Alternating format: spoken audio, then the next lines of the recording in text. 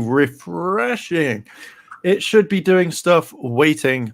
It was a thing where I generally thought we were done. Oh, it's gone live. We are live. Woohoo! Okay, cool. So the sound's coming through. We're here. We're starting to talk today about the state of the DC shows, from Arrow, Supergirl, The Flash, and pretty much everything that they have done. Everything that we have just gone through, and to the point our thoughts quite recently. Also Legends of Tomorrow. Now, I haven't watched episodes 2 or 3 of the new series. Johnny has, so we will be discussing this. This will contain spoilers from pretty much everything, from the first episode of Arrow to Flash, everything like that. We're going to be talking about it. Feels like we're on a podcast. Feels like we're doing that. I am joined by Johnny. Hello. Hey. Johnny. How are we doing? I am doing good. I'm doing good. It's going to be an interesting chat, isn't it? It is. We've gone from 3 amazing shows to 5 questionable shows to how many shows are we on now?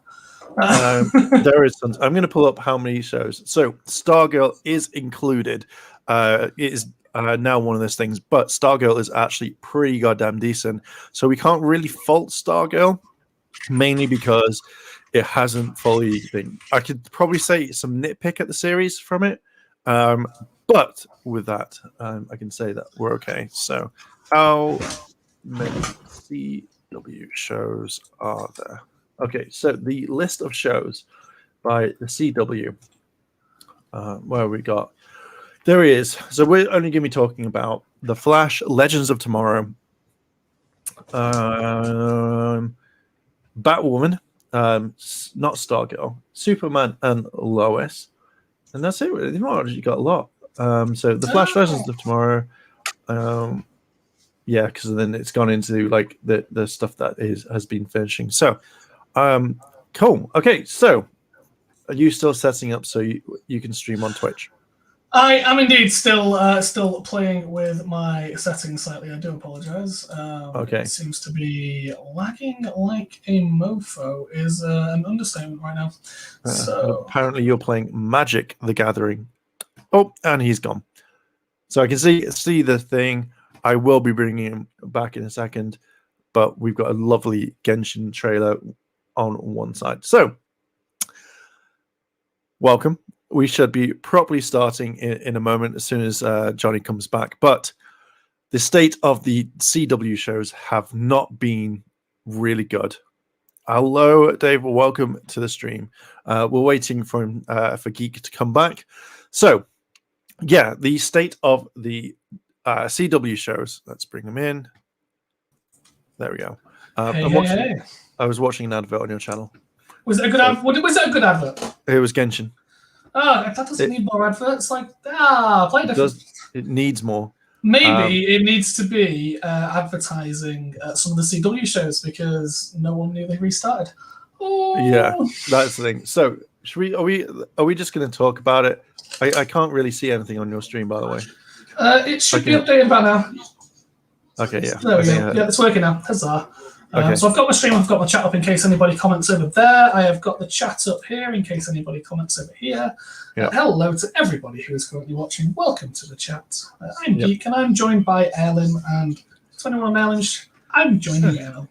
Yes, and hello to everyone on Johnny's on Geek Grid's Twitch stream. I am Erlin. Cross-platforming.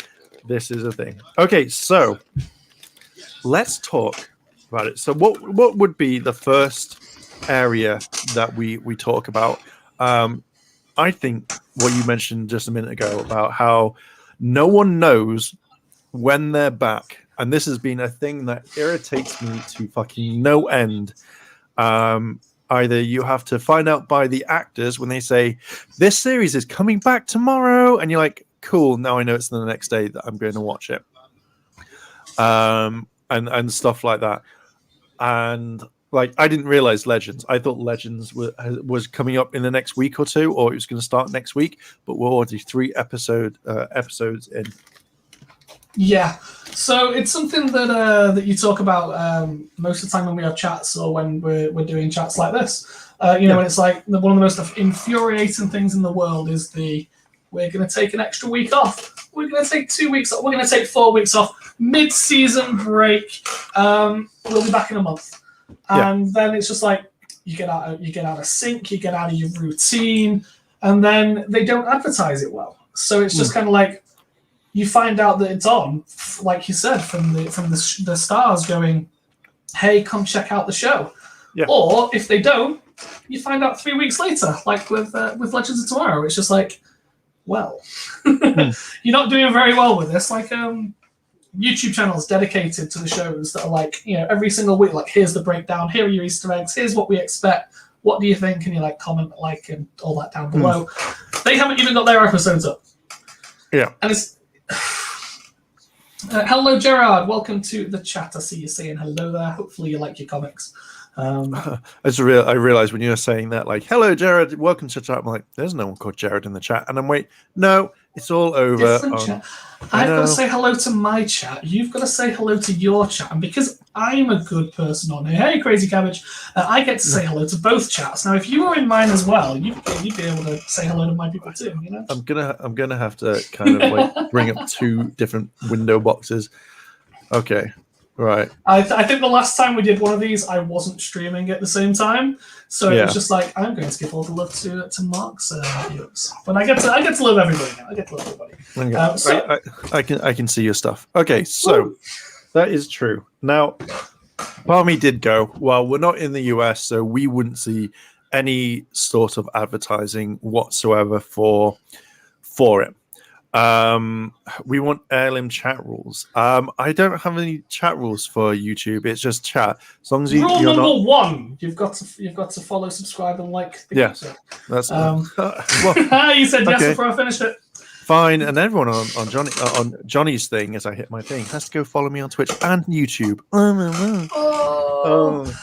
So let's carry on. Loving all the chats daily and evenly. So. When it comes to companies, when it comes to buying or getting into something, so one of the things that companies think about is their exit plans, their exit strategy. So, for example, one of the things that's been being talked about a lot recently has been, can you sell or can you buy YouTube channels off people? You can do. So you can, but they're tied to the people involved in it. So like Equals 3 is a prime example of Ray William Johnson. When he sold his channel and he backed away from it, there was no exit strategy. It went horrifically wrong and everything fell apart. And he became irrelevant and the channel pretty much died. But when you look at it from the CW point of view, from this multiverse point of view, do you think that when it came together, when they had this plan, they had an idea of how to continue once Crisis finished? I think they did. I think literally it was how many shows are you going to do? Because you had Supergirl and Flash. They were Supergirl wasn't as strong as the Flash, so it only worked to some degree. But with Melissa bowing out a lot earlier, because I thought what season are they on at the moment? 7. So normally, like most of these seasons have like seasons 8. Now, obviously, she got pregnant. She's had a child, or has had a child, and she's like, I don't want to do this anymore.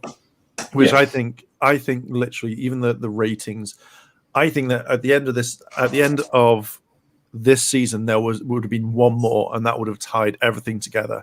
That would have been the, end it there, and then we move on. So I think that they didn't really have a strategy. So Melissa's gone early. Right, I'm out. Like, I want to spend time with my family. I want to spend time with my child. We're out. Me and Monel are out, which is fine. Is she still dating him? They got married. Damn! Wow, bringing bad news to me for the season. Cheers, I'm so sorry. But Supergirl doesn't have a ring on it. Melissa does. So I think that there is a lot. So I think they were going to have one more season, because if the way that you look at it now, is I feel like this season isn't ending. Like it feels like they're leading into the next one. So they could have done a thing where was it Mr. Mr. Pickletts, whatever his name is. Mixius Pidlick. Okay. They could have literally have had him come along and go, "Oh, I've got too much magic. Oh no!" Boom! Hit Supergirl. Change the face. Now, that didn't really work in Charmed, and didn't really work in the Beetleborgs, which are the only two things that I have seen where they've done face-changing magic. Yeah, but if you're in the last season of Supergirl and your ratings are really bad, fucking just do it. Well, or just let it focus on Dreamer. I'm more up for Dreamer. Really? That character whose abilities they don't seem to have any clue what they're doing with it? Yeah, I still like Dreamer. Okay. I feel on some sort of level that they need to kind of change and move on. I'm very distracted with the donut. I wish I had a donut. It's like, check out my donut. It's like, well, I want a donut now. I know. That's the reason why I bought them. Yum, yum, yum. Okay. But yeah, so exit plan wise, they've gone from being this strong powerhouse. They had the Flash, they had Green Arrow, and they had Supergirl, and then they just kind of so they had these three strong shows. They managed to build this massive world around them. They managed to branch off and create extra shows. They've got Legends of Tomorrow started off really strong with a bunch of characters that no one really cared about. Yeah, and then it turned shit. We'll get onto that in a bit. They've gone on to they've done Black Lightning. They've done so many different spin-offs, which again they went from 3 strong shows to 5, 6 shows, with 3 of them being the strong front runners, the faces of it, and then 3 being the little brothers and sisters that are kind of like they're relevant because they're attached to the universe, but they're not really relevant. Yeah, and suddenly. They've lost one, they're losing the second, and the third one I feel like they're just killing. Again, we'll talk about it in a bit, leaving them with 3 very weak shows. Yeah, I mean, especially as like LJ's just said in my chat, and it didn't work with Black Lightning either. Now, I feel like let's put it down to the Power Ranger equation. You had Power Rangers, VR Troopers, and Beetleborgs. Beetleborgs was apparently the second most, the better series of Saban at the time. But I feel like what's happened is you have Power Rangers, which came along, which I'm now going to dub as the Flash. Like everyone's watching it. Beetleborgs was like Arrow, where it was very successful, but then it dipped down quite a bit. And then you had like Supergirl as like VR Troopers and stuff, where it didn't really work out that well. Yeah. And I feel like what's happened is this is what the DC show is. Now, if you have your strategy, your end strategy is like each show's going to have to finish. So Arrow finished, so it leaves it up to the Flash. Flash then finishes, it goes to Supergirl. Supergirl finishes, let's move it on to Black Lightning, let's move it on to Legends of Tomorrow, and let's work it out that way. And I feel like what they have is they haven't bothered with it. Pardon me. I mean, it's arguable. Do they have a strong enough show to take on that mantle, to take on that Forerunner mantle? I don't know. Like, I would have said like a couple of years ago, yeah, they have a lot of stuff like going with it, but I feel now that they don't at all. It's just. The writing has become incredibly fucking sloppy, where I don't know what's going on, and I don't know if it's because they have to implement a lot of wokeness, or they have to have everything in there to kind of tick all the boxes for Twitter, or for a certain like group of people, it has to be 100% correct. And I feel that's the worst thing that you could have with it. I think that's the main thing, where Legends started off really, really, really well. So it started off with, you had the Rip Hunter looking for his family, trying to get like death thing on. It's not Raj Al Ghul. I can't remember the guy's name. It was Savage. Savage, that's it. So then obviously you had that. The second season, it was you've messed up time, you have to go fix it. Then the third season, we say it was the Spear of Destiny was the third season? Was that the fourth season? I want to say Spear of Destiny. No, it was Spear of Destiny season 3. Then there was Fairy Godmother. Then there was the Fairy Godmother Magical season. Then there was the Luma Destiny. And hello, Will. I've not ignored you. I was just listening to Ellen talk. And then there was it went Spear of Destiny, Magic, Loom. This season. Yeah. Let's have a quick. Oh, I think I missed a lot in the chat. Yeah. So Spear of Destiny was season 2. Okay, yeah. Yeah, I keep thinking that was season 3. I don't know. But as Skinny Boy says, he goes, I forgot Supergirl's last season. It doesn't feel like it to me sometimes. I remember that the viral Supergirl CGI clip, and it got so viral that PewDiePie covered it. And then Spear of Destiny was season 2. Yeah, I remember that he covered it and said it was really bad. And then Selby has come in and says, do you guys know Marcus Digital Hilarious? Marvel DC Power Rangers YouTuber. I do not know of that person, so that is a thing. I only know of YouTubers that Ellen tells me about. Yeah. So like with Legends, you have this incredible seasons. Like it starts off, it's hyped up, and then all of a sudden, when it's I think the end of season 3, I don't know what it is, and I hate to say it, but I feel like they made all the guys stupid. Like generally, let's make them fucking stupid. Where you have Nate, like now Nate is the best example for this. Nate comes in and he's like, I've got this time traveling thing. I'm an archaeologist. I know this time. I know everything about the JSA. I know about this. I know about this. And then as soon as I think it hits season 3 or maybe season 4, he's instantly like, dude, I don't care. Dude, let's go get some babes. Dude, let's do this. And it's fucking annoying as shit because they do it. And then it's now more like every single character has to have a particular thing where Nate and now I can't remember is it Safi or Zavi's brother, who they're all talking about like drugs and stuff, and they've got to go off and get a high. And it's like they just want to stay on the Wave Rider. Guarantee there's probably an episode coming up where they're on the Wave Rider drinking and getting high. And it's like, oh, and then Sarah or her girlfriend or her wife, fiance will bust in and go like, we need to do this. And they'll be like, dude, we're just chilling. We're not going to do it. And then it'll be shit again. So I think that the main thing that the Arrowverse or the Bertinelli world or whatever they're referring to it now, I think the main issue that it has is inconsistent writing. So if you look at most successful full runs, like they tend to have the same writers or similar writing styles, and I will go to the Marvel universe as a prime example. The Marvel Cinematic Universe has had the same overarching Nigel. Is it Nigel?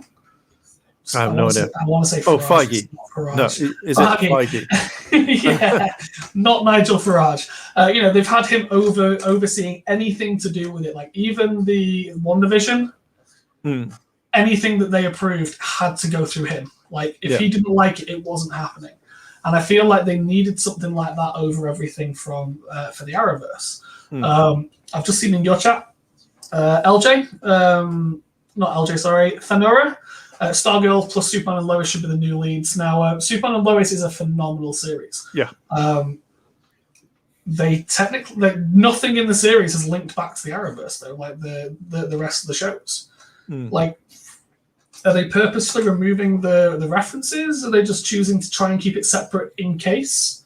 I wouldn't be surprised if, as they're seeing the ratings on every other show plummet, they want to protect it, to keep it away from the rest, to kind of let that happen and just kind of watch everything else fall. Because, you've got Stargirl, Legends, Batwoman, and Black Lightning, and Superman and Lois.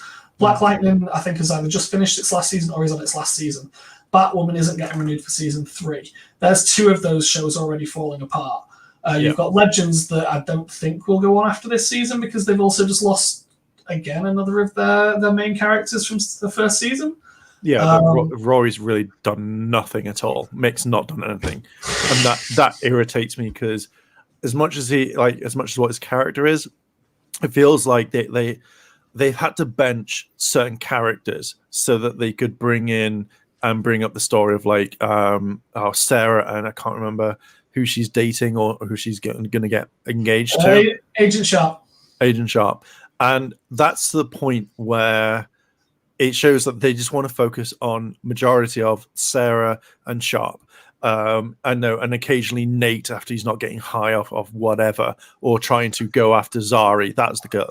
It feels like they've majorly shifted a lot from these sorts of characters, and it's more like just put it there. And that's what really fucking irritates me. It's not Legend. Just call it Sarah Lance and the Wave Rider.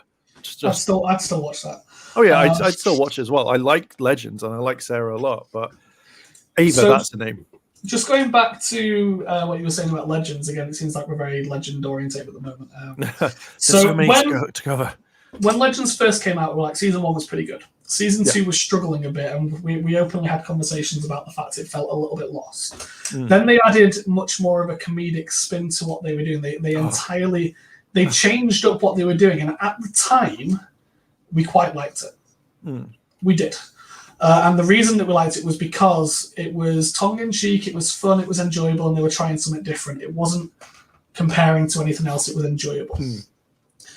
But I feel that they've then focused too much on we're now going to be so silly, we're going to be so out there, we're going to be so crazy that it now undermines the storyline as a whole. Yeah. And they're like, how can we have a really good story? And it's just like, here, but how do we make it funny? So like the last week's episode with the burgers that make everybody go crazy and just like wanting to eat each other. Like, I'm not even joking, it was burgers that made people want to eat each other. Okay, I've not seen it, but that sounds like it's fucking stupid. I mean, it's as stupid as making Gary an alien. We've seen him take his glasses off. We've seen him take it off. I bet it's not Gary. I bet it's not Gary. I bet it's a clone or something like that. Chrysalis wasn't it? It's just cloned him, and Gary's off like doing something, and then it's just like, oh look, it's an alien. It's like if that happens, you all heard it here first. Yeah, I can see it. Let's sort of have a quick catch up. Anna Sharps. Ava. Yes. Ava. Kill off Legends of Tomorrow and Battleman. Flash, I think, can be soft rebooted. Soft reboot on Flash could be interesting. Yeah. The amount of memes that would be Barry messing up the timeline again would be a lot more. It would be very interesting. I'd be all for it. I'd just run back in time and be like, right, let's start this again. Season 2 was enjoyable. That was where it started to find itself. And season 1 was enjoyable. Like, it was nice to see. It was nice to see Rory playing Rory. Not enough Doctor Who references in that season. Sorry. Yeah. I would have plastered it with Doctor Who references, like one every 5 episodes or something, or one every 3 episodes. I would have had someone just referring to, like, instead of him being a time master, I'd have someone call him Lord. It's like, no, I'm not a Time Lord. That's one of my other friends, and then just carry on the day. I would have put Malcolm. No, I would have put, because Malcolm Merlin's in it. I would have said, you look like someone from a different time. I mean, like, it's Captain Jack. I'll go, hey, Captain. He's like, I'm not a captain. Oh, sorry, my bad. I mistook you for someone else. That'd be pretty cool too. Yeah. So, Legends, we're agreeing, is horrifically written. The storylines aren't making sense, and they're messing up their own continuity. Prime example being Gary the alien. Well, going back to that episode where you found out Gary's an alien. Now, I remember back, if anything happened or entered the time stream, then like Rip and everyone else would freak out. But then in the first episode of the new season, you see, what do you say? You just see like all these aliens and these things kind of like come into the time stream, and they're all looking at it going, so pretty. And I'm like, an alien goes down to another planet another time and fucks up. You've got to go find it. What? Hey, Cobra. Hey, how you doing? Sorry, my chat. Hey. That's fine. I can see you. I can see your chat. They go from being like, well, to be fair, the legends were never that strict. But like, obviously Rip was, but like the rest of the legends were just like, oh well, looks like we gotta sort this shit out again. It's just so bad. Like, okay, because I could talk for ages about legends. Let's move on to another one. Okay, which one would we like to look Flash. at now? We've got okay. Welcome to this season of The Flash, otherwise known as what the fuck are those writers doing? If there is one group of people that can mess up the timeline more than Barry Allen himself, it's the writers behind the show. Yeah. Like, every single episode this season has gone from bad to worse. Yeah. And you sit there and go, these characters are idiots. And then you sit there and go again and go, no, these characters have been written to be idiots. Again, we chat regularly most weeks once we've watched them. The episode that pissed me off the most this season was the Trial of Frost. Like, the Trial of Frost was the laziest writing that I think I have ever seen in a TV show, and that includes Coronation Street and EastEnders. For our American friends, it would be like saying your local TV show. So, well, what I don't understand, and this is one thing that gets me, right? Sorry. Yes, Cobra, we did say Flash. We're talking about this season, what our thoughts are on it, and the writing and stuff. So if you have an opinion, post it in the chat and we'll get to you. Carry on. So, one thing that annoys me is that you see in the Trial of Frost is that, like, it's like, right, we figured a way, you're not going to do it. I'm going to sentence you to, let's say, it'll be like a couple of years. And she's like, okay. And she's like, I'm about to sentence you to, say, 3 years in prison. And she goes, Your Honor, let me have life imprisonment. They're going to go, okay, you're the one who asked for it. It just irritates me. It's the way that they wanted to get rid of Killer Frost, which, again, is, like, I don't know if it's Danielle got really bored of playing both characters, having to do the one in makeup, one, then obviously then get as Caitlin and stuff. But you just kind of think that you just have Frost just be there for the battle scenes, occasionally turn up at Star Labs, not every episode you have to have it, because it just feels now even Caitlin's just given up, like, oh, we got life imprisonment. Well, I completely forgot about that episode that happened last week. Who's Killer Frost? I mean, the other option they have is the same as they've done with every other character that's disappeared from the show. It's like, where'd Wally go? Oh, Wally's off somewhere else. We don't need to mention him ever. It's like, hey, Joe, how's your son doing? What? I have a son. The same as they did, Cisco swanned off to like Atlantis for a bit, just chilling.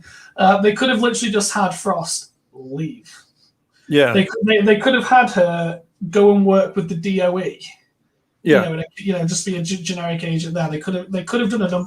The main thing though was, so they decide that they are, like, after 2-3 seasons of Frost actually being a good guy, who has been seen regularly around the city and regularly helping against the villains, working with the city's hero, the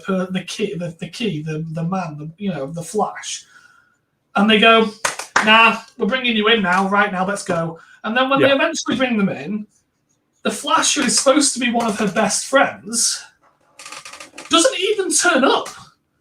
Like, I guarantee, if I was the Flash and I knew that one of my best friends was about to go down and someone had a vendetta, they were going to be trying to force them to have the cure, I would be there going, as your hero, as the person with the key to the city, as the person who has protected you more than anybody else, I take her into my custody.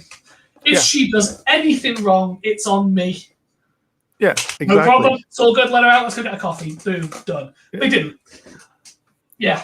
Yeah. It just feels like it would be more like, okay, Flash, you're going to trial for me? Yeah, 100%. Going to be there for you. Are you sure this is a really big thing? Yeah, I'm 100% going to be there for you. Nothing will keep me away. I'll run to you, Frost. Cool. Barry, yes, Iris, I stubbed my toe. Runs over. Are you okay? Are you okay? Are you okay? Yeah. Oh, wait. Frost, I lost the trial. Run back. Sorry, Frost. Iris stubbed her toe. Don't worry, Barry. I'm just going to prison for the rest of my life. It's fine.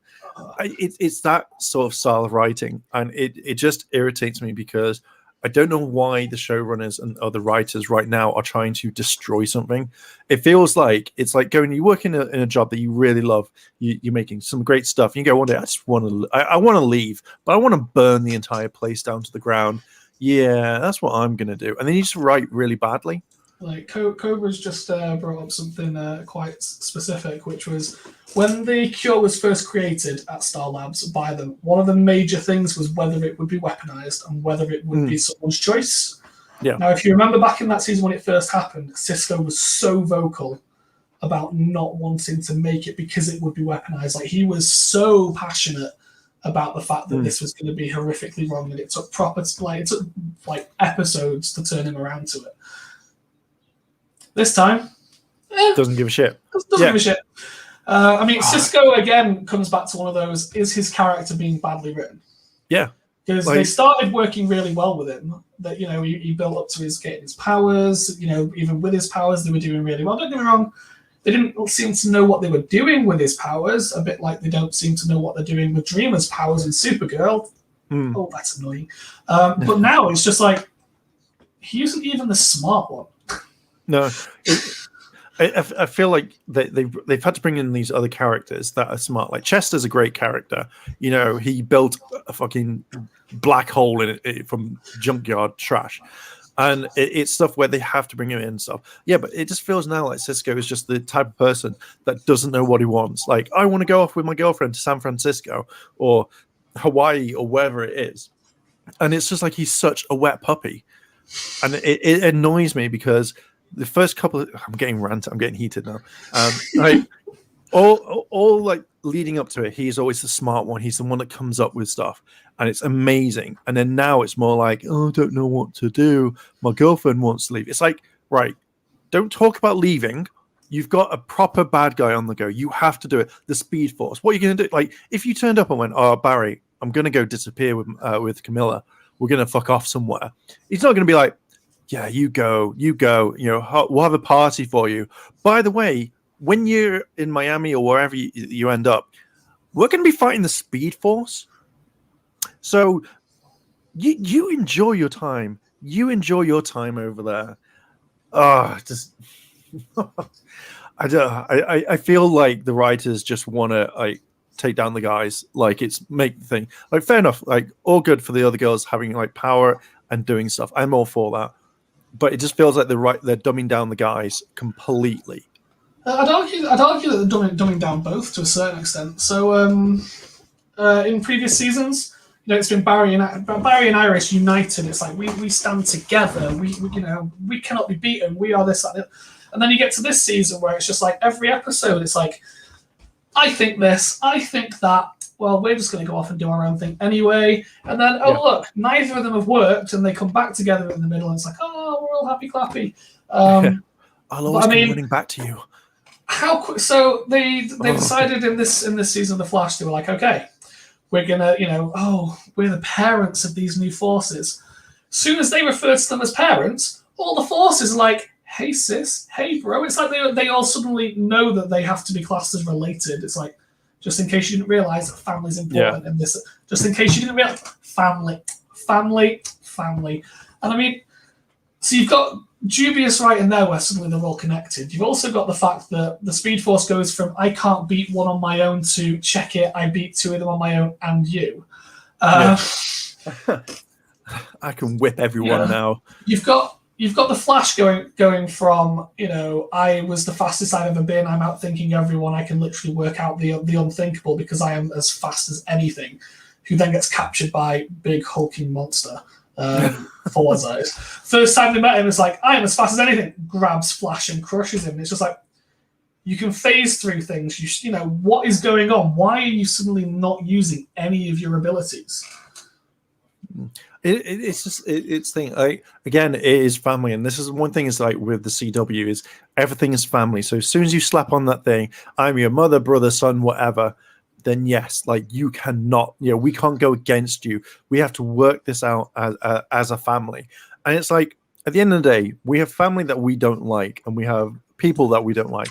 If you're a villain and you have caused people, like take Psyche, for example, he could literally go around right now and kill 50,000 people, like put them into the psychic trance where they're, oh my God, we kill people.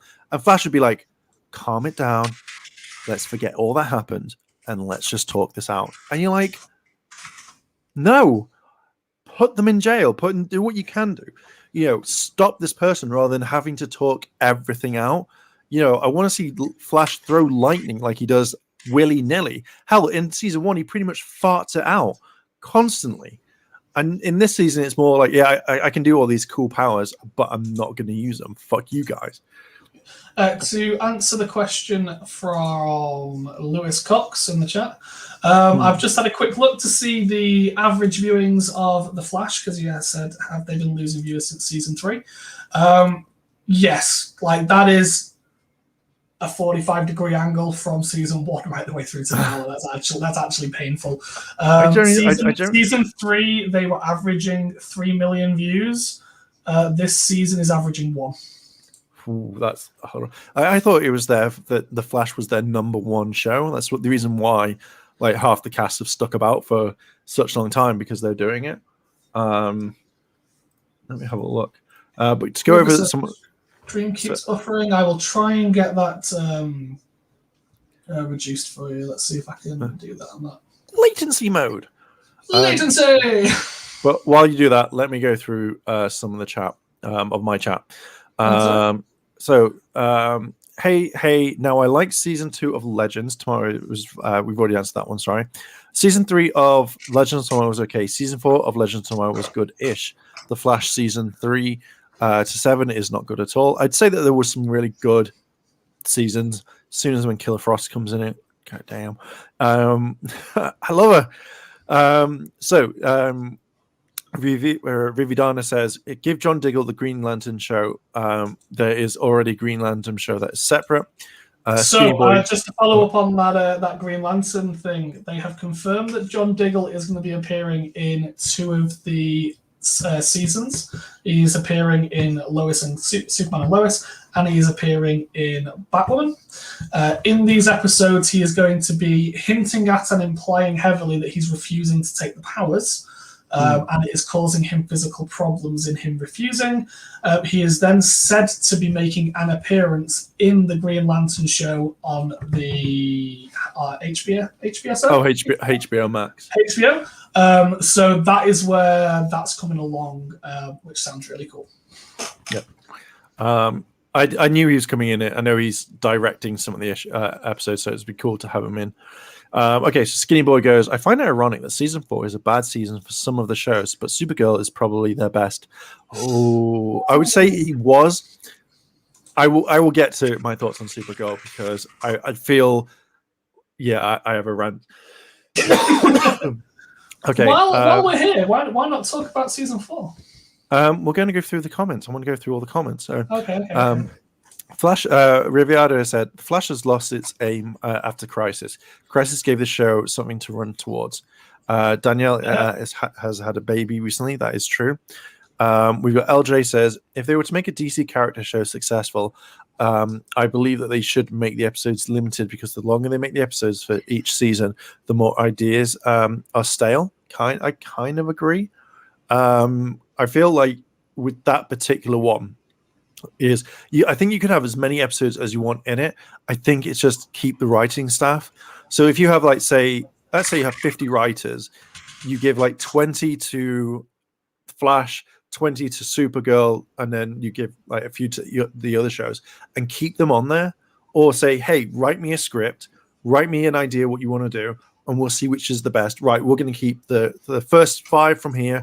You're now officially staying on the Flash, and we are not moving you whatsoever, and then taking it from there, and just leave it there, because I feel like if you move people around, then you generally can't, and I think that is one of the most annoying things that you can do, and I think that's the main stuff. So Daniel says hello. Flash new season is a bit bad. Hello, Daniel. How are you? Welcome to the stream. I know it's a little bit late, but welcome to the stream. Lewis goes, has the Flash's blue viewers, I believe, are right, could be wrong. I know I've got the viewing up for this season.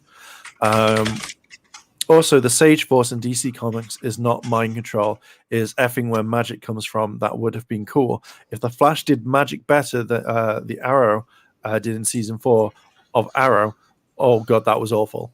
You know more about Arrow than I do. Yeah, season 4 of Arrow was bad.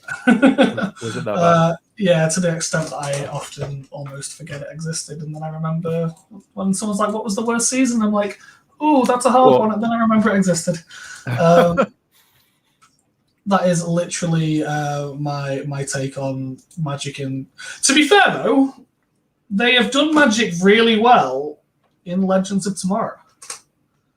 Like, Constantine has been a phenomenal character. Like, to be fair, that's what we did forget. Constantine had his own season briefly, and then he went. Like, they do know how to write magic. They just don't know how to do it with the Flash. Do you know why? All the magic writers are on Legends of Tomorrow. That's it. Yeah. Who specializes in magic here? No one. Oh, damn it, Legends! You've got our writers. Yeah.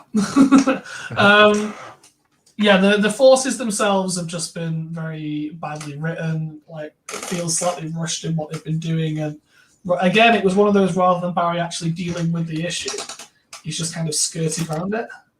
Well, that's what he does now, because he's the Flash. Yeah, it's like everyone complained about. All he ever does is fight speedsters. They're like, okay, we'll make it so he fights non-speedsters. How does the Flash fight non-speedsters? He avoids the thing the whole time until somebody else comes up with an answer. Yeah, like Defoe. Yeah.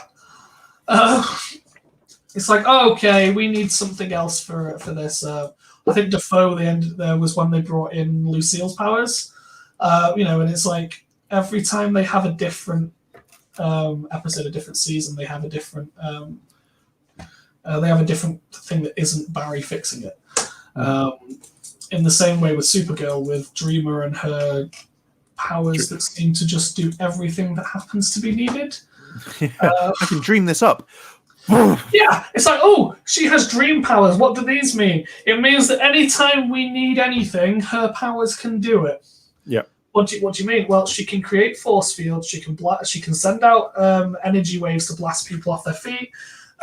She can sew ships back together. She can hypnotize people. She can do anything that we need her to.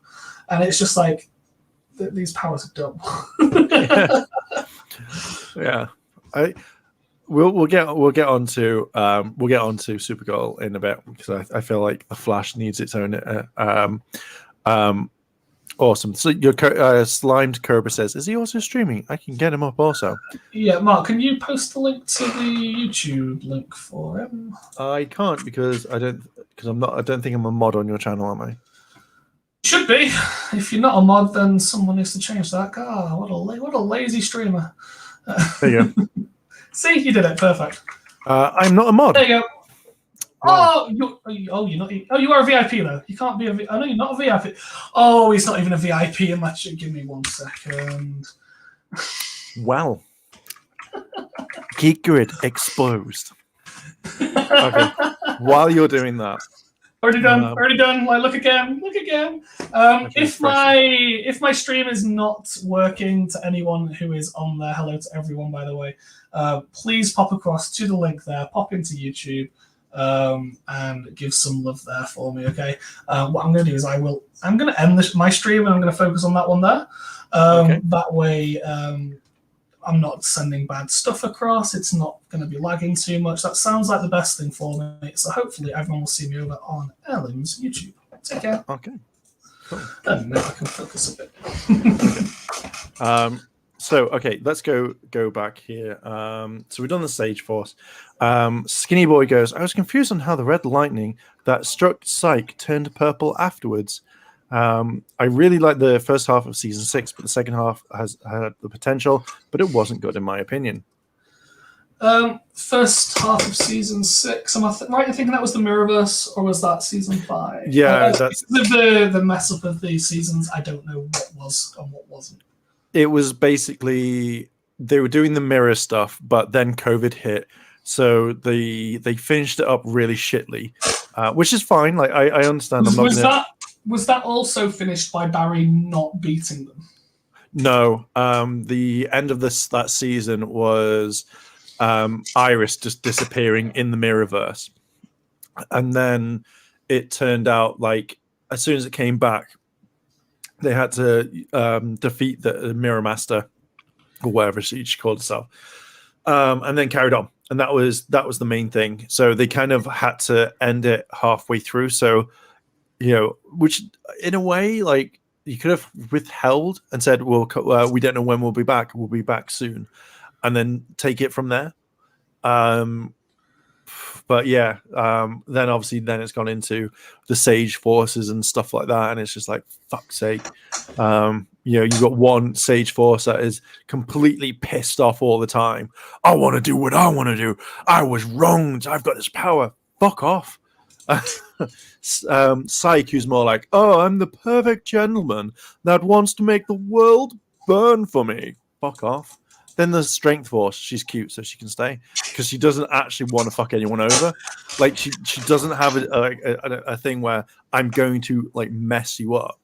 And then you have the Speed Force, which is just massively on crack at the moment, which I guarantee soon dies. I'm so sorry I did it, Barry. Please forgive me. I forgive you, Speed Force. You are now the Speed Force, Barry. Whoa. And that's how you end it. Yeah, I am predicting that the end of the season is going to be Barry becoming the Speed Force because he has done the comics a few times. They have already hinted that they're going to be having Impulse drop in from the future. Yeah. So they're just going to replace him for a bit. Probably. Yeah, and Nora comes back as well. Yay! For one episode. Well, that's one more episode than Wally's had. Come on, he didn't manage to keep in the main season, didn't manage to stay around in the Legends. And, it's like we don't know what we're doing with this character. I would have kept Wally. I would have kept him on Legends of Tomorrow. He would have made, like, bearing in mind the Legends have got bad writers, he would have nullified all of the other characters. Yeah, but he would have fallen over or disappeared. Hey, Sarah. Yeah. Hey, Sarah, where's Wally? Oh, he's just visiting everyone back in Thing. Okay, but we need him for this episode. But he's off visiting Joe. Okay. And then you don't see him for like 3 episodes, and he's like, oh, what did I miss? Well, Wally, everyone died, came back to life, and they needed a speedster. Where are you? I was visiting Joe. Just checking, Josh, why were we heathens? Which part was the heathen comment so that we can look at that in a bit more detail? I cannot see. Where is... 946, Josh, heathen. Okay, yeah, I see Josh, yeah. I was thinking someone else at the time. Let's go back at the comments. Okay. Cinema opens Monday in Northern Ireland, and they are showing the Conjuring of Devil made it do early. So I'm guessing I don't know what that film is. I don't know what that film is too. But I hope you enjoy it, Daniel. I really hope you enjoy it if you go see it. Tell me what it's like when you do. Skinny Boy goes, I think the best episode in season 7 so far is the second episode where Barry got smart, in my opinion. Yeah, I'd say that was actually quite a good episode. I mean, it was a good episode. It was just, again, it felt like lazy writing. Yeah. Like, they're like, okay, we've made him stupid, like so smart no one can outthink him, so fast no one can outreact to him, and his abilities are so over the top now that no one can address it. They then proceed to have a throwaway comment early on in the episode, which is basically he's so fast now he can predict the unpredictable. My name's Barry Allen. I can predict the unpredictable. He can predict the unpredictable. You then see Frost start to do things with her powers that she has never done. Oh, really speed before. running. Speed running on her Ice Slay, which we have seen her use her Ice Slay in the Infinite crossover, but she doesn't really do it. So imagining her having to come to grips with her powers while on super speed crack. which she then proceeds to go toe to toe with Barry at his fastest point. Do you know what? I'm okay with that. It was. I know you were okay with that, but yeah, it was just the juice machina of I can predict the unpredictable. This whole episode has been irrelevant. Just felt really lazy in that sense. Let's continue. Amazon exclusive Swamp Thing. I forgot that was a thing. So did I. So skinny. So what have we got? I missed the shows were adapted by big famous arcs from the comics. They are still. Sorry, Thanura, the forces going on in the Flash at the moment is actually one of the semi-famous Flash arcs from the comics. Which is good. Welcome, Slimy, to YouTube. Fancy seeing you here. So what else have we got? Okay. The Speed Force story feels rushed because there's only 8 episodes in the storyline if you don't count the first 3 episodes, and then the second storyline will have 7. Yeah. I mean, having 8 episodes for a story arc that automatically has 5 main characters. Yeah. Like, so you've obviously got each of the 4 forces and the Flash. If you just class them as the main characters and get rid of the questionably bad ones, everybody else. That is only just over 1 episode per character for focus. There's going to be very little character development, and there isn't. You know, we've had 2 of the forces have had character development. We've got Forza, who we've heard about her backstory with her criminal past, the fact she's now a good guy. You know, she likes helping people. You know, we've heard a bit about her, and it's kind of like, oh, she's pretty cool. We've only just got the backstory of Psyche, who was a pretty rich boy with mummy and daddy issues, abandonment problems. And again, we've only just found out about them, and even then it's pretty much a throwaway line, and suddenly is like, Mum and Dad, how are y'all doing? We've got the jock, who we don't actually know much about apart from he's a jock. He's completely pissed. He's a jock and he's pissed. And then you've got Nora, who, I mean, we've probably had the most character development because it's the Speed Force. We know a bit about her. But we actually don't, apart from the fact that she's obviously doing something wrong this season. So, how annoyed would you be if, like, she's taken the form of Barry's mum? Like, I understand that she says the thing like, I want to come to him to make him feel okay. But you think as soon as you get pissed off, you change your look. Because I'd be like, oh, damn it, my mum's angry at me. Fuck's sake. All the time. But yeah, like we've had character development, which is fine, but it just feels like just each episode of the writing is really bad. I'm sick and tired of the jock being pissed off all the time because he wasn't cuddled enough when he was younger, like, or how they everyone doesn't understand me. It's like, fuck off. But Josh says like that they're saying is what's Josh saying? He's talking about the Flash War. So you kind of think that you'd have Wells and Cisco for the last season in there, or at least turn up for like important parts. So then it's like Slime Cobra says, "I'll tell you one thing for certain: season 5, the season's not the worst." Cicada. Okay, that is definitely Cicada. Fucking hated him. What fucking useless way. So Josh goes like Speed Force Nora will become the negative Speed Force with the embodiment of the negative Speed Force, which will bring back Hunter Solomon, aka the Black Flash, and return of the Reverse Flash. That's why they get Impulse, Excess, and from what they're recently been told, Jay Garrick. Why couldn't they bring in Jesse Quick? I know she died, but you think that if you can bring Nora back, who has died, like you think you'd bring back Jesse for this one? She's still having boyfriend problems. Doesn't want to come back to our Earth. Can't face what the Wally. I'm sure she. I'm sure she dies. Like they say in one episode, like, oh, she is actually dead. And you're like, oh, okay, cool. You know, and no one really cares. Like it's not a. It's not. Yeah, it's like, oh yeah, Jesse's dead. So yeah, about the Speed Force. You're like, oh. Do the Power Eggs contain Void Knight? We don't know, Sabi, although this isn't a Power Rangers discussion. We don't know until the Power Rangers come back very, very soon.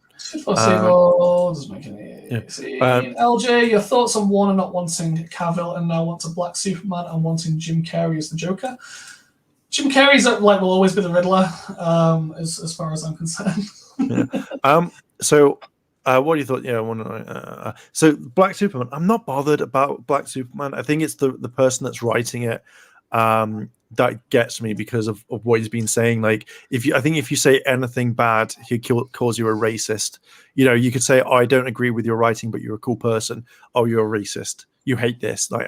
And I don't know why Warner Brothers are bringing in these people, and I don't know if it's mainly because it's more of wokeness, and it's like, right, we've got to bring this person in because if you don't, you're racist, or you don't do this, you're an estophobe, or you're whatever.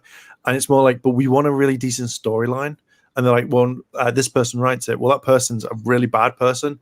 Oh yeah, well, we're just going to kill the brand. So I think it's also, isn't it? He is Kal-El. It's not like it's like Kal. Correct. It is. We're taking from what I've read and what I've seen, it's Kal-El, the normal Superman, and then changing him. No. And I'm just like, no, is it it's not? No, it's Okay. not. In comics, there is a Black Superman, and he is called Kal-El. However, it's spelled differently to the Kal-El that we know. So obviously, you've got Kal-El, K-A-L, and then L. You've got Kal-El, K-A-L-L-E. Sorry, E-L. There's multiple ways of spelling it. There's multiple Kal-Els in it, and for a comic fan, if you accept the fact that it is not Clark Kent, it is comic accurate. However, for the wider audience who do not know that, their automatic thing is going to be, it's a Black Superman. And that's not the case at all. That is 100% not the case at all. And then they change it to, this is Clark Kent. Okay. Okay, so we're up to. Okay, Jesse Quick's going to be addressed in Stargirl. That sounds cool as chips. Okay. We haven't, to be fair, considering this was a whole conversation about the CW things as a whole, we've done a whole 56 minutes on the Flash so far. Yeah. Okay. So we'll go back to the comments in a bit. Let's go back to Flash season 5. Sorry. Flash season 5. Oh no, the villain is jumping away for the 50th time. Let's just stand here and do absolutely nothing. I couldn't do anything because I was watching them jump. Okay, so let's talk about Supergirl. Right. Supergirl, I think when I started, like, I love Supergirl, don't get me wrong. I absolutely love it. I think what really annoyed me and has lost it is where you have, how do I say, you suddenly introduce a lot of politics, and Supergirl has been politic heavy. It feels like, I don't know if it's the staff or if it's the crew or the actors that have been trying to push a lot of agenda into it. Now, so just a quick question on that. Again, is there a limit on how much politics you would want in your shows? Because comics have always been slightly political. They have always touched on the events or the things that are important in each timeline. Not timeline, time frame. So 60s, 70s, 80s, 90s. Do you think that there's a fine balance between being political and being overly political? Yeah, I feel like if you're having too many politics in a show and you're bringing real world actions into it, that's where it is. So in the episode where Alex, she's dating someone, and it's not Jimmy's sister. It's the one. I can't remember her name. And there's a scene where it's like, oh, my dad's never accept that I'm gay. Like, okay, that's fine. So they work together. They invite the father along to it, and then he instantly hates it, and he leaves, and he walks down, and she follows him and says, like, why don't you accept me? Why don't you do this? And he goes, because there's an orange man that wants to build a wall around us and separate us or something like that. And I'm just like, I can understand if they were like, he also is like, oh, there are people that don't accept you that will always make you feel like this. And she's like, oh, I don't love you because you don't accept me, blah, blah, blah. And I think it's that one where if it was something like they want to like separate us, it's fine. But since there's an orange man wants to build a wall, that's when you start bringing like the politics in, like a lot more real life stuff. Like, it could be like, oh, there's Luthers out there that just want to like split us apart. And that's a different thing. Oh, it was Maggie. That was it. was Maggie or Becca, I think. I was about to comment on the Maggie one, but yeah. Lewis says Maggie. So I remember. Yeah. And I think it's the second one was when you had one of the best storylines that you could have gone with, and you have evil Russian Supergirl, which is basically the Red Sun comic that they do, and it was a good thing. Oh yeah, let's give that 3 episodes and like push that near to the end of the season. But for the entire rest of the thing, we're going to talk about the fact is that the government doesn't want aliens in there. Like, no aliens allowed. And we're going to do this, and it's going to be racial, and it's going to be that. And now, no one gives a shit in the recent episodes of Supergirl. There was no like people beating down aliens or going after them. But you spent like say out of 20 episodes, like 16, 17, doing the same thing where it's like this could have easily been sorted out. And then it's like, oh yeah, we forgot about Russian Supergirl. Let's give her 2 episodes, and then you never see her ever again. Slimy Kerber, there's Having Politics, and then there's the Star Wars prequels. Yeah. That's a lot of politics. Yeah, and especially as Josh has just said, is like you have X-Men, and it's like if you want politics, you go read an X-Men comic, like, and that's fine. But I think that when with Supergirl is when you start bringing in real world issues, that's the one where you start losing people. Like to me, I got very frustrated to the point where it's just every single week. Oh, what did that guy do in The Mask? Oh, he hates this, and oh, my grandfather hates this, and my son now hates this. And you're like, fuck's sake, get to Russian Supergirl. I'm gonna disagree slightly on the if you want politics, go to the X-Men. I do think that the best way for children to learn is through what they read. You play video games that have, stories in them. You've got Star Trek that when you're watching each episode, is about is different politics and different approaches to life. So I do think that just pushing it into one corner is a way to ignore it. But I do believe that there is a balance. And again, I'll use Star Trek as the example. When Star Trek Discovery first came out, how to spot the bad guy, you looked for the cis white male. Like there is levels of politics in shows that is able to be looked at and go, this is still something that I am enjoying watching. And then there is a level of it where it's just like, this is being shoved down my throat. Yeah, Supergirl did that all the time. Supergirl did that, yeah, with the American Patriot, I want to say. And that side of it, and the alien invasions, and I think as soon as they changed her intro, like where it was like originally it was like I'm Kara, I'm from a different planet. This she has a little speech, and there was then like for one of the seasons they changed, like for half of it they changed it to I'm an immigrant from a broken world. It was just like too far now. Didn't need that in the opening. Yeah, it's like, oh, I'm a refugee from another planet, and I think that's when I started to kind of lose interest. Like as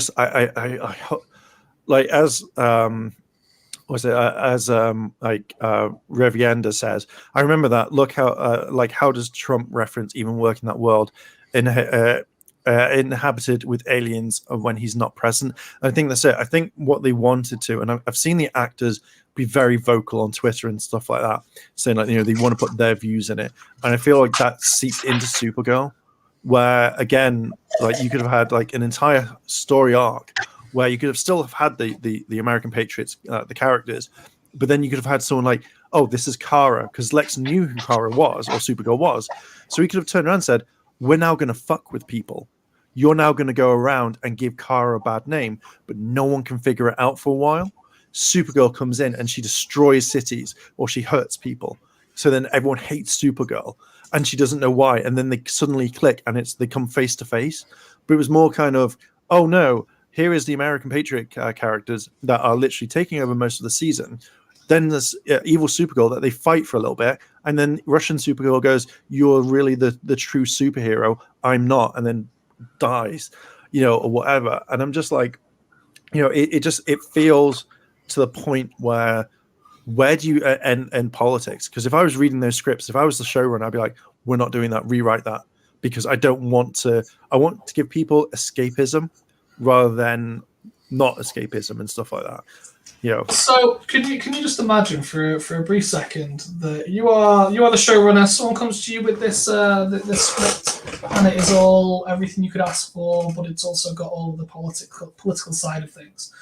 And you turn it down, and they go online and post, "Here's my script that's been turned down by Mark Smith." I would then turn around and fire that person and go, "The idea is that you shouldn't be putting my name out there like that." So you then fire them, and the next tweet that goes out is, "I got fired from my role on Supergirl because the director disagreed with my political views." Hashtag free the script. Free the script. I would then reply with, "The fact is that you never listened to what I said when it came out. Like, I liked your ideas, but the fact is that you then now go to Twitter to kind of put my name down. You're then going against the company. So the CW network does not disavow this or whatever." And then I would just turn around and say, "Why are you doing that?" You know, you look at it and go, "Okay, let's work together. Let's redo it." I wouldn't want every single episode, because then what happens if I turn around and went, so for like the 17 episodes here, it was all political. I think we should go in another direction. No, my script's best. And I'd be like, okay, I then go to Twitter and go, "Can't believe my script writers are shunting me out. What the hell?" Two can play that game on that one. Hashtag Ralph Dibdy. Yeah. I don't know what Ralph said, but again, it's it was, I want to say 12 to 15-year-old tweets that was just an aspiring actor / celebrity who was trying to be a comedian and was aiming for the edgy jokes. And to be fair, his jokes weren't funny, they were just offensive. Okay. However, it's 12, 15 years ago, you know, he apologized since, and that takes me on to the issue that's going on with John Barrowman at the moment. Okay, yeah. 15 years, like John Barrowman, who was known for his tongue-in-cheek approach, the fact that when working on Torchwood or other things, they were all really good friends, they were all banterful, and he used to get his penis out when they were filming. Whipping it out like a TARDIS. Which, to be fair, like when you have that relationship, you know, there is a way to blur the lines and not realize, you know, it's not acceptable. Like, I could definitely imagine Mark filming and me being behind the camera and being like, "Surprise, bitch!" You know, try and keep a straight face.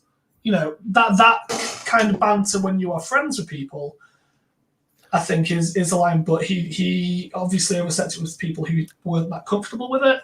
He got flagged up at the time. So again, the 10, 12, 15 years ago, John Barrowman got pulled up for it. He apologized. He didn't do it again. Like, he was really sorry, groveled, it was fine.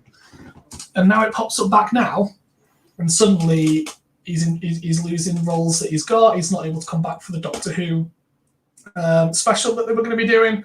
And it's just like, I understand that you need to be held accountable. And if, when you do something inappropriate, you don't learn from it, if you don't turn around and go, "I'm sorry, I fucked up, I'm learning and I'm not doing it again." If you don't do that, then yeah, you should be held accountable still. You should be dragged across the coals until you know better. Yeah. But if you've already learned from it, if you've already apologized, move on. Like, don't go digging people's...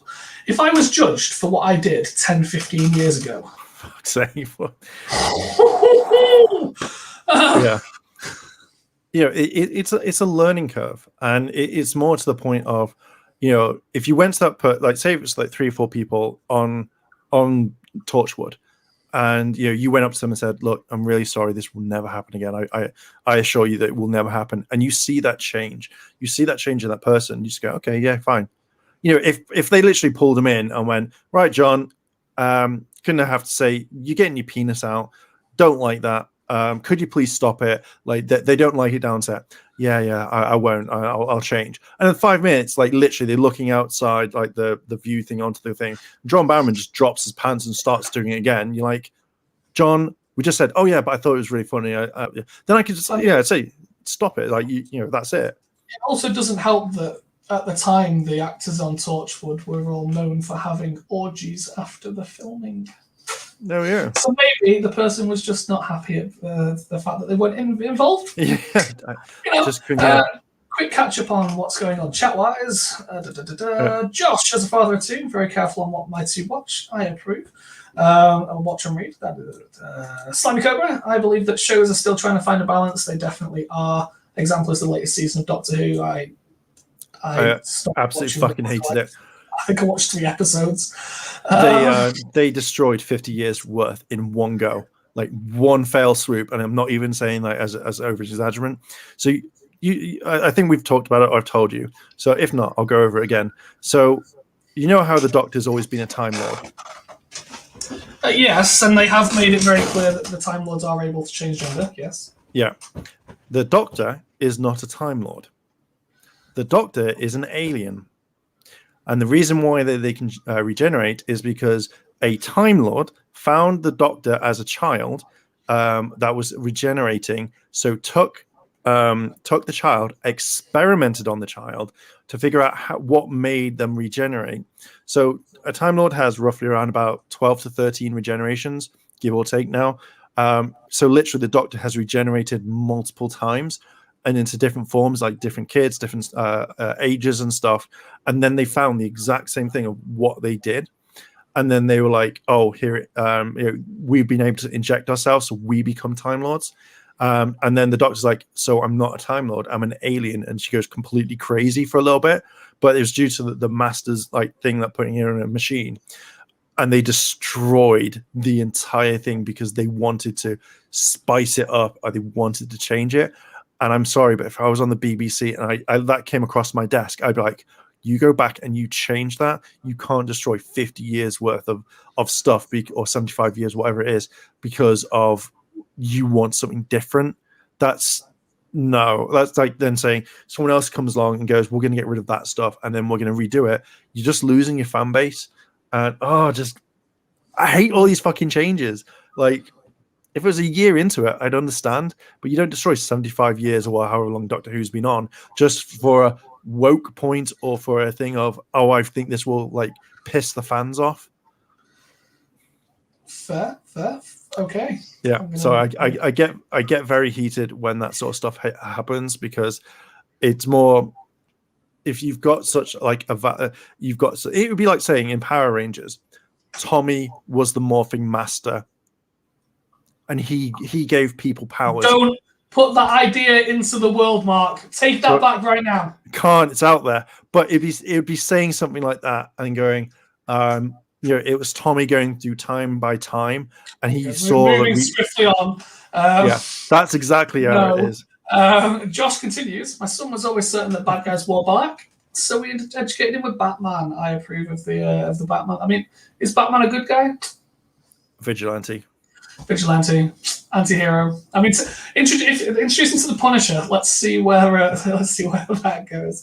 Then changes some of the mannerisms and attitudes between the bad guys and the good guys.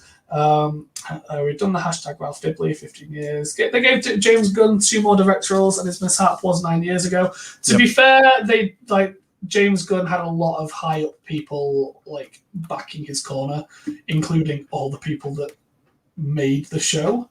It's like, if this is a problem, you're losing all of your cast. Is quite I am a little gutted that the Flash actors and actresses didn't stand by Ralph. No, again, I think it's that diversity. You can imagine if basically, I don't know what he put out there, but if like Grant turned around and went, I stand by him, he would be next on the chopping block. Because it would be all the people on Twitter going, I want Barry Allen. Let's get another version of the Flash in. Get rid of Barry. And it'd be like, I know who you're pretending to be with that voice. Yeah. Oh no, I wasn't. I could do that voice, but no, I wasn't. But no, I feel like that's what it is. It's more either you stand. I think a lot of people respect you more if you take a stand by the person and say, look, he's been on the show. He has completely changed. He is not this person from 15 years ago. Because then it's the same thing as I said to you. It's the same things like with the John Barrowman one. It'd be like, oh, hi, I'd like to apply to the police, please. Okay. Oh, says here, age 5, you stole a cookie? from your mum's counter, yeah, we're not gonna hire you for the police. But I've changed. It's been 30 odd years. Yeah, but you still stole. And it says here that you took a swig from your mate's drink and didn't pay him 50p in high school. Well, it looks like you like to steal money, so we're gonna have to keep this. So you're not doing it yet. But that happened like 20 years ago. Yeah, bye. Let's try and get back on track briefly. We'll blitz through the replies and get back into the CW because we have been everywhere and anywhere. I will on. I've read this tweet. Immediately as a guy looking for attention. Nobody was giving it him. Don't know why they dug it up because of cancel culture. Yeah. Lewis Cox didn't know that about Torchwood Cast. Yeah, Google Torchwood and then the cast. Yeah, the cast. And you will get quite a few bits on that. It's yeah. So I go talk about hitting the nail on the head. That came in about the same time that you were saying Doctor Who had been ruined with the retcon. Don't change it, set it on fire. Hey, Jez and Ray's not seeing you posting here today. The Flash is garbage now. Yes, it is. If you are here specifically for Flash-related stuff, the first hour of this chat was pretty much the Flash. So we are going to try to avoid a bit of Flash while we look at some of the other shows for the next section. Will One didn't mind the Doctor Who retcon revision, actually. Why didn't you mind it? What did you like about it? Like, we'll try and come back to that as well. Jezza Iris is the worst. She isn't exactly good, but again, is it the character or is it the writing? There has been some points where she has been a really good addition to it, and other points not. Again, we'll try and come back to the Flash in a bit. Yeah. Felicity is actually the worst. Felicity isn't around anymore. She's gone. Josh Stargirl.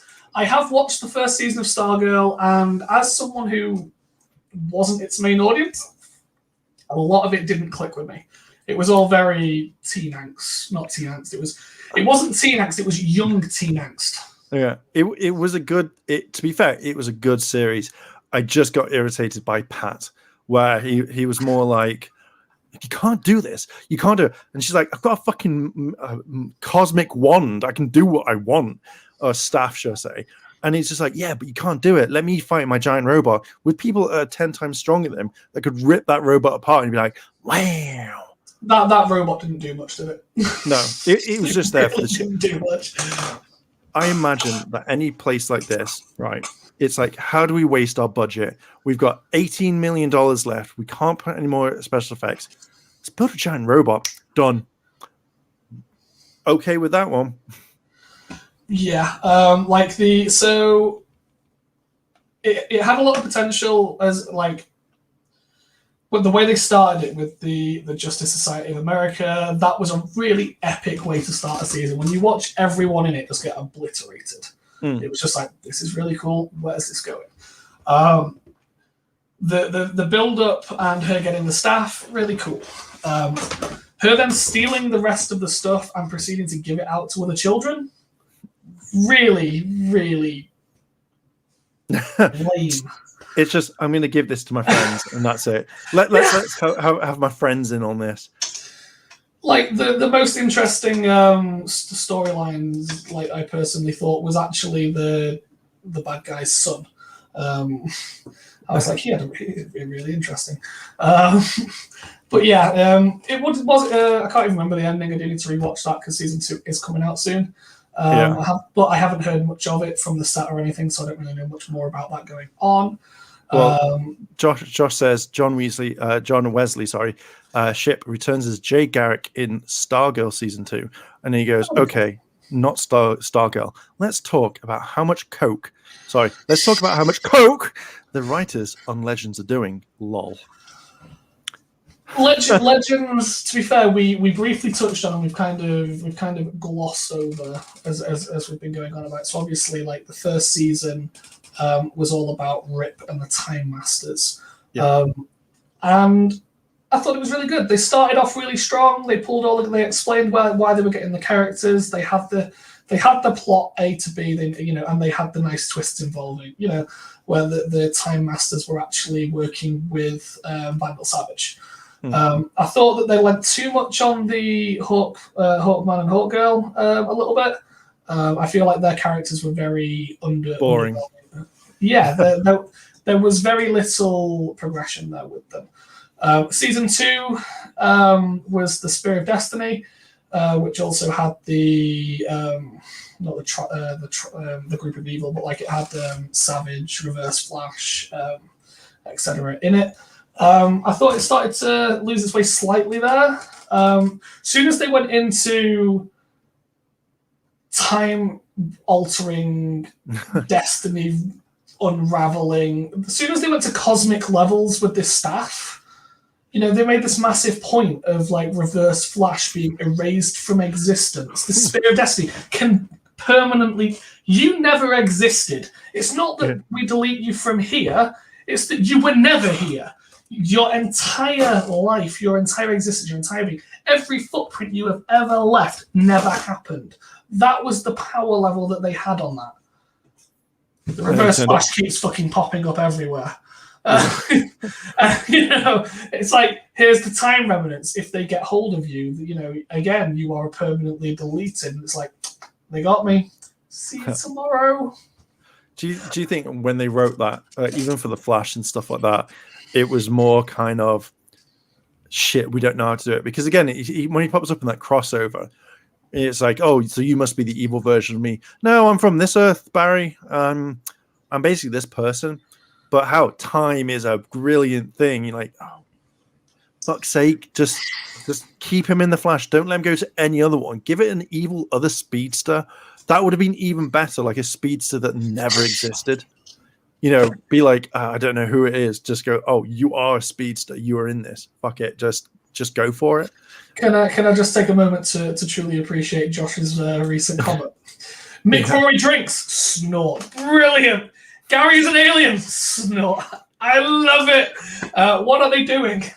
Agreed completely. Yeah, I laughed when we posted that. I did laugh.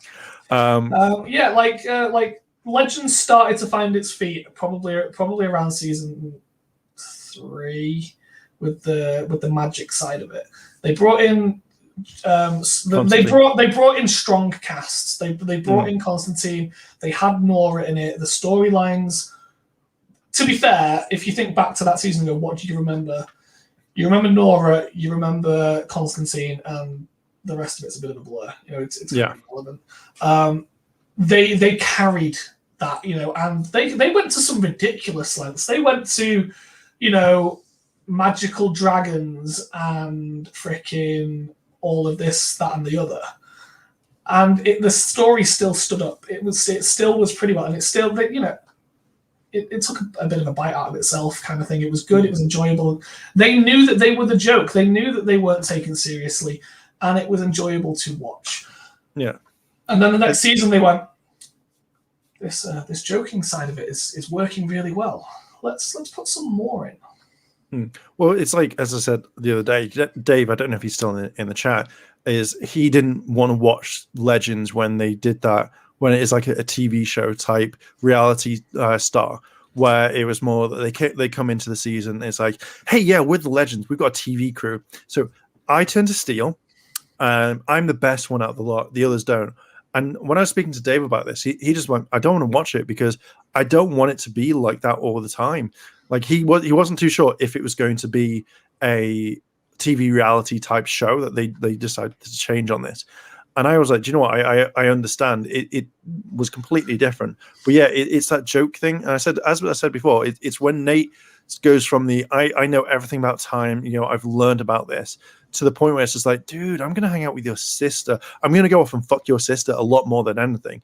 And you're like, what? He's like, yeah, that's all I want to do. Oh, the world's about to blow up. Well, if I get another round with Zari, I'm absolutely fine. Like, I don't care. And then that's when it starts losing its charm, I think, because as you said before, you've got this misfit of characters that they don't fit in and they're really cool, and then all of a sudden it's just like joking, and it generally irritates me. And I think it's when Zari turns into a brother that got me as well, because I was like, why the fuck would you want to build up all of this thing to then have it destroyed and then be like something else? Is Nate gonna go fuck the male version of Zari? I don't know. So the other one, and again, it boils back to what we were saying with the Flash, is the writing and the how little the writers seem to know what's happened before, know what's coming afterwards, or know their characters. Like from the Legends of Tomorrow, you can name a handful of times that any of them have used their abilities. Yeah. You know, budget they seem to forget that Nate can turn into freaking solid steel. And when he does turn into steel, he gets hit. He gets slapped to the side and de-steals straight away. Literally every time in the the last 4 seasons, he turns to steel. He gets slapped. He's no longer steel. Atom Ray, he just doesn't use his suit at all. When apart from once or twice, it's like, here we go. I'm in my suit. Oh look, I'm normal again. You've got Constantine, which fair enough, his abilities are used like a fair amount. Sarah seems to forget that she's an assassin every time that she's in a fight.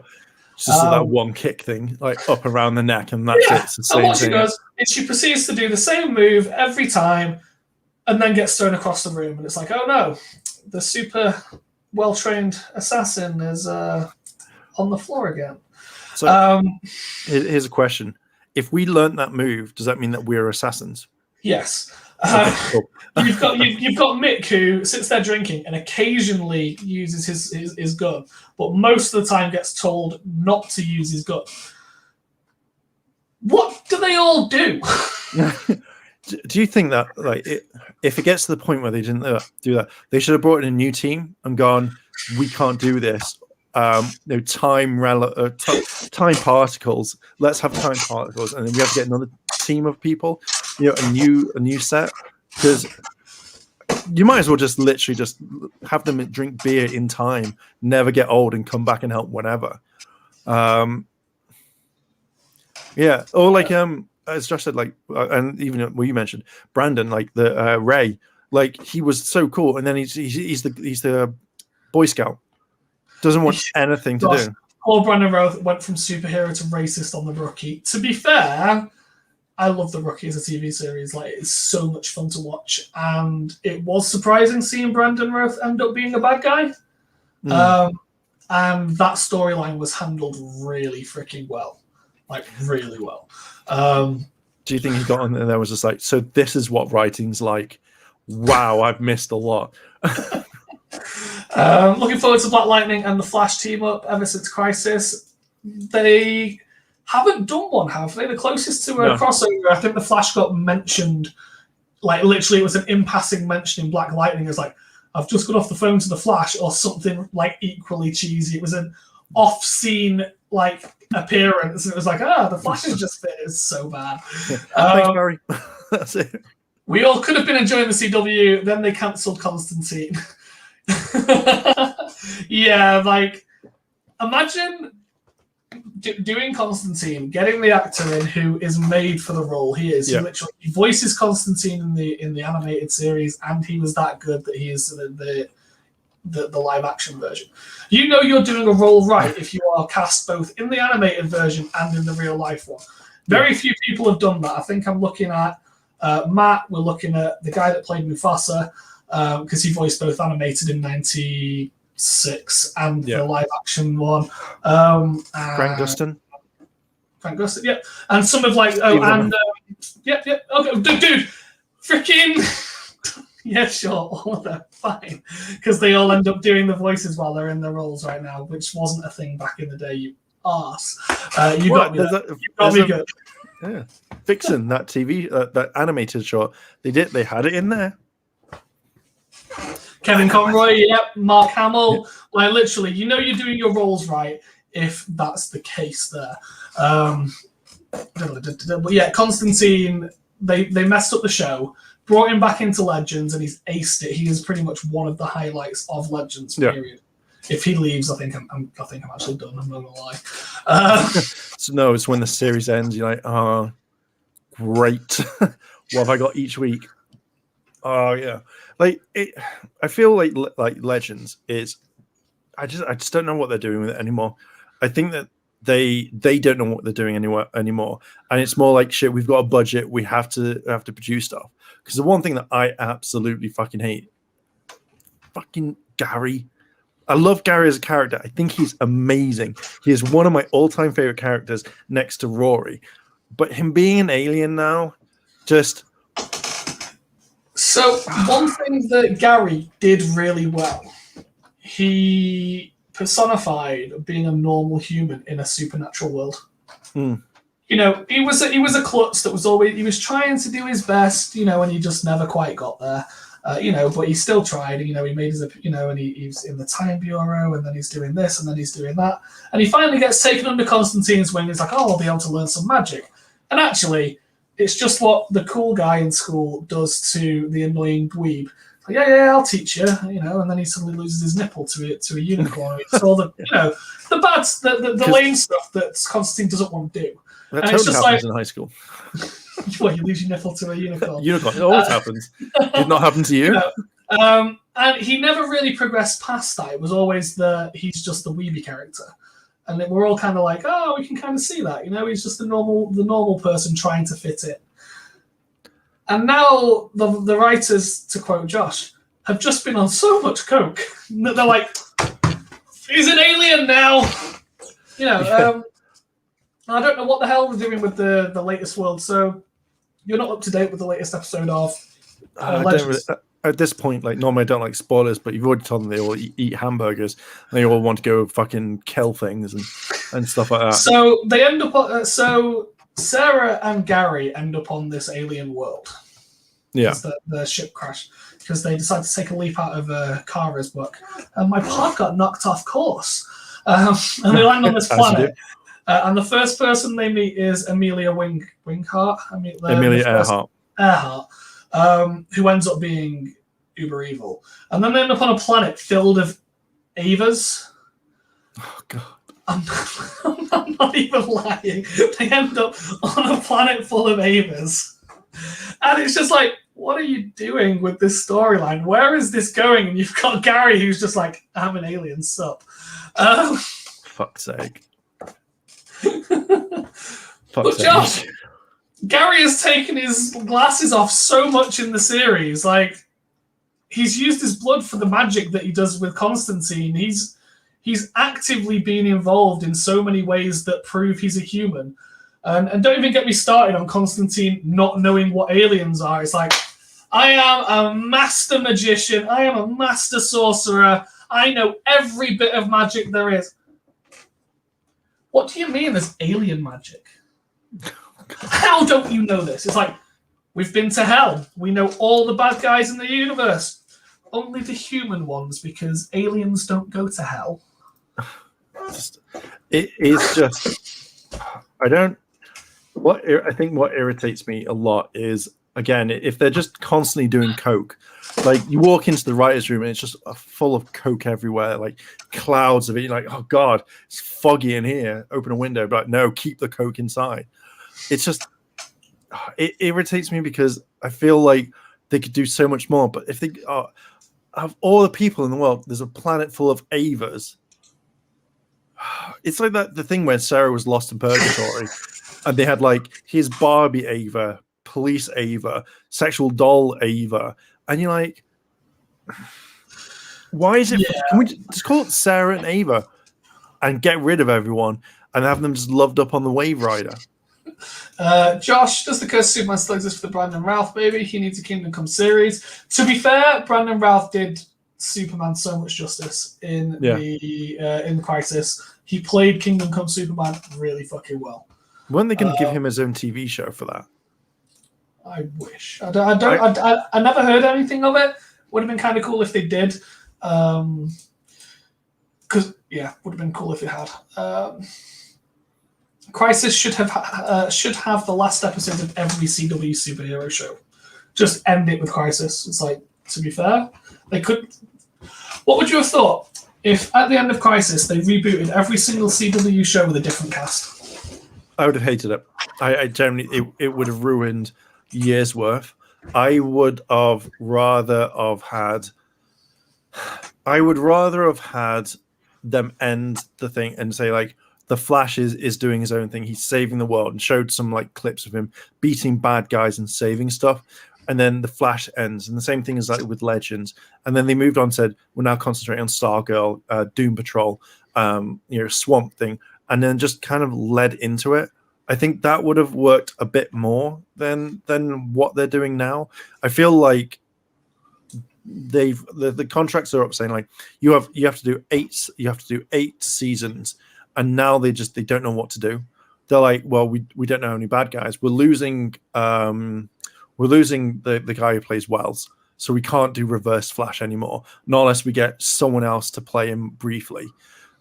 You've got Cisco leaving, and you kind of think like if you're only having 8 seasons, you would have gone, guys, do you mind staying for the last one, because we're doing the Flash War, we need you to do this, could you please stay? And you go, okay, one last season and that's it. And everyone goes, do you know what, we end the Flash perfectly.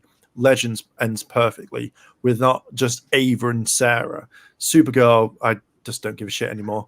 And then bring in a new cast for a new show. Like, even if Impulse gets his own show and it's just the Flash 2.0, I'd be happy with that, as long as it's not linked properly to it. Yeah. What about you? I think that they'd have to leave like a space. So like Crisis finishes every single comic TV show there. At the end of it, it's all done. And then in a few years, maybe 5 years. Let's go with 5 years, because it sounds like a nice break. They re-pick up all the shows, and the first episodes of the shows are like start off with a brief recap of this is what happened in the Crisis. And now we. So I just imagine like, brief catch up, and it's just literally a shot of the writers' room, and it's going, oh yes, we're back. Literally. So the first 5 minutes of every single one of this new TV series this is what happened on an alternate Earth. This happens. It's like, and we are the ones that are continuing this now. And I think that would have been really, really well written. Like, you can then go with the same. Like Impulse, etc., or you could go with just rebooting the whole group, or it could be completely different heroes. And literally, it gives you roots. So basically, whereas this latest season would have been working up to Crisis, you have spent the whole of Flash working up to it. This new set a few years later is then running from it.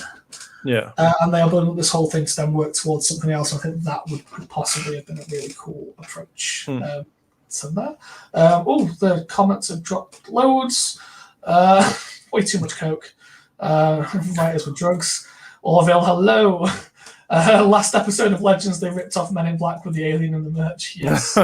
Ellen was Timmy. Yes, he does. I don't fuck Timmy. Crisis. Well, we will get another Crisis crossover, but Infinite Crisis. Yes. Matt Lesher is returning as Edward Thorne, the Reverse Flash.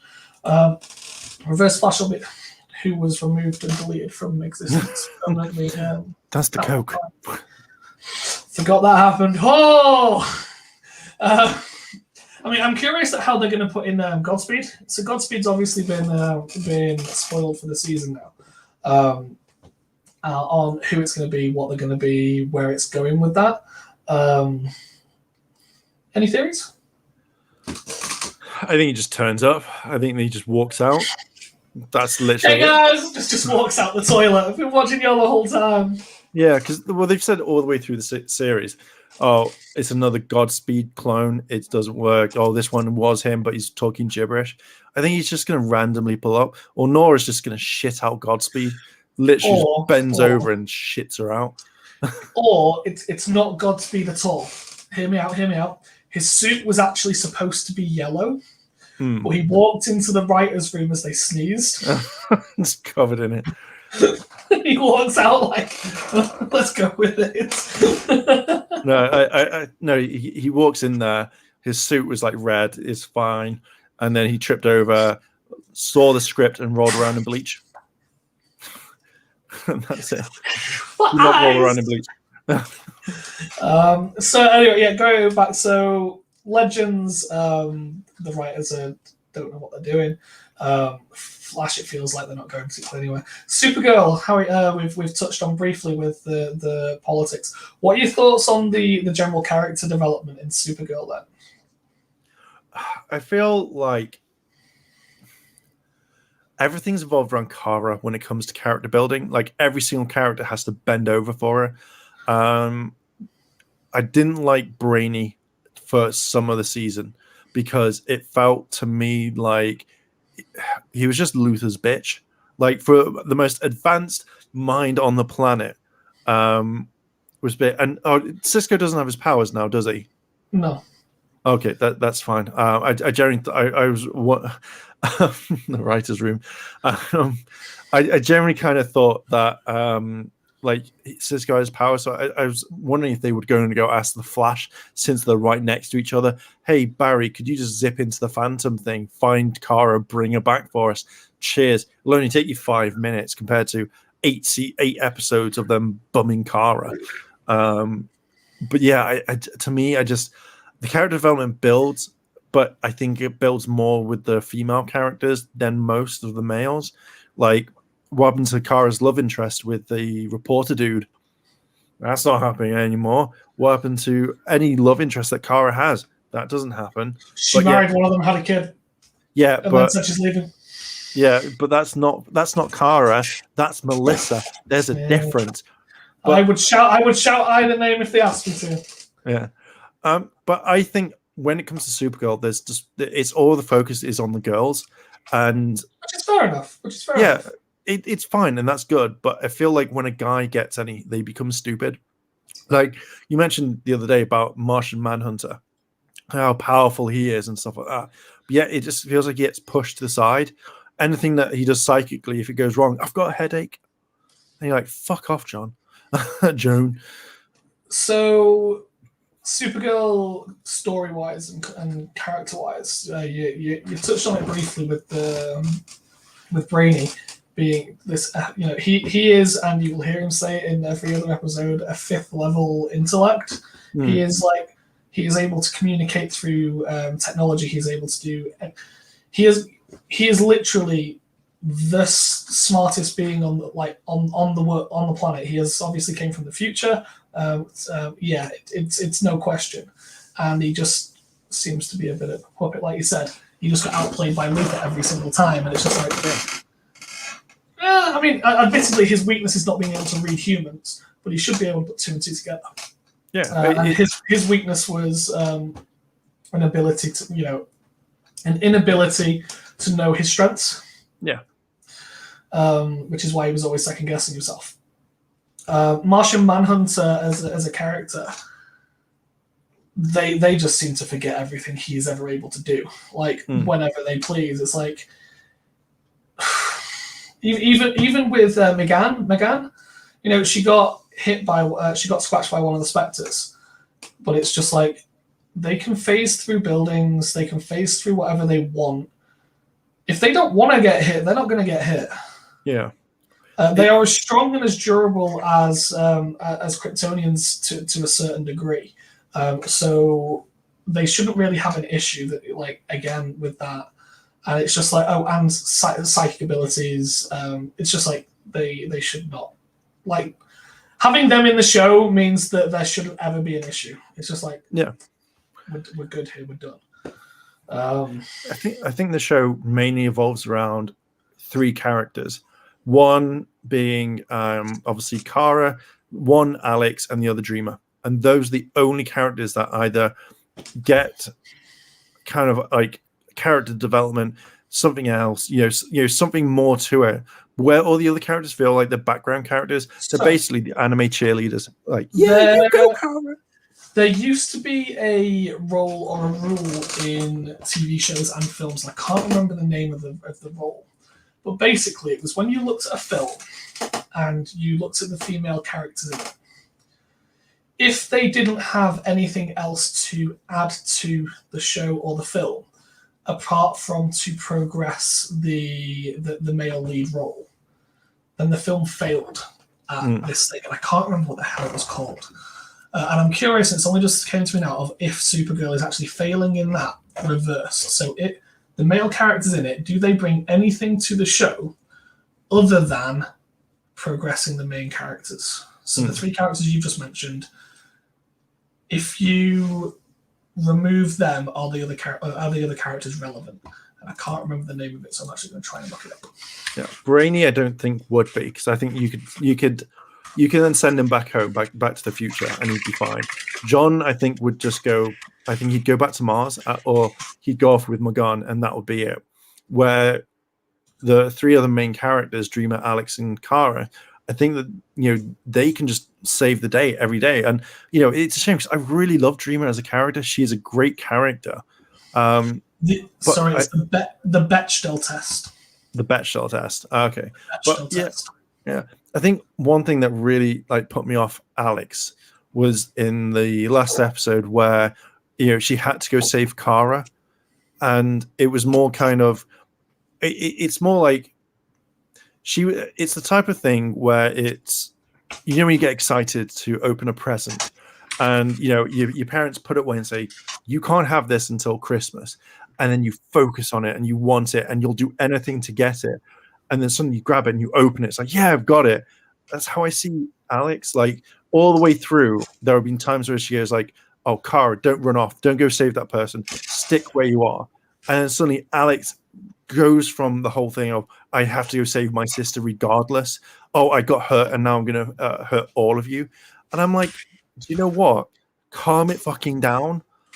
You're all going to the same thing. You'll all help Kara and you'll get Kara back, even though it was a dream sequence. It for the first time ever since the series started, I hated her. I really didn't. Wasn't that a fear dream thing? And that it just thinks it just felt like Kara has built this entire Alex has built this entire reputation, and then it just got swiftly taken in a pointless dream thing, which just was there to fill an episode. It was I like her as a character. I like all the characters. Don't get me wrong. I don't know what it is about the season that's just pushing me away from watching the series. Yeah. Fucking CW network. Marshall Matt is still an underpowered character. He is. Yeah. John Strob's ordered Superman and Lois. I do think that he would have a much better position in the Superman and Lois series. Yeah. However, the main strength of the Superman and Lois series at the moment is watching the human elements of it. So, the Lois's investigations into what's happening in Smallville, going very well alongside the watching Jonathan and Jordan and their interactions with Superman and his abilities growing. Now, I will say one of the best sequences that I have seen on a TV show with superheroes was in the Lois and Superman episode this week. The way Superman handled the train, Mark, if you haven't watched it, you need to watch it right now while we're. Can't watch it right now. We want a reaction right now. If I can find you the link for it. It'll be on YouTube. In which case, you can watch it right now. It would be. I didn't mean it wouldn't be. You can definitely see the production value in Lois and Superman, and how much better it is than the rest. That the Superman saves train scene. Tad attack Jordan. Yeah, that's the one. Okay. Right. Lucky this isn't Streamlabs, because you'd all be hearing it and it'd be like demonetized. I apologize to anyone who hasn't watched it.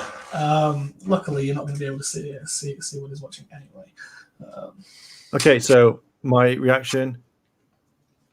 Okay, it's fine. He gets knocked over, gets punched in the face. He hears bells. Ding, ding, ding, ding, ding. Fight. Right, don't care. You were saying the train scene. Yeah, jump to a minute. I've jumped to no. Here comes Superman. This guy's running. How can you outrun Superman? Well, when you've got speed like that, of course you can.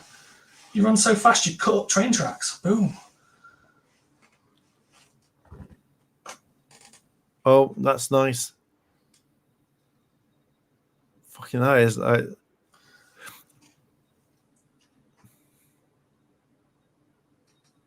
Like,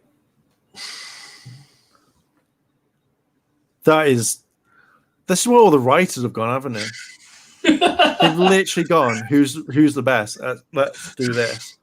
Let's take them all away. Like, do you remember when the film Hitchcock came out, and you've got Will Smith playing a Superman style hero?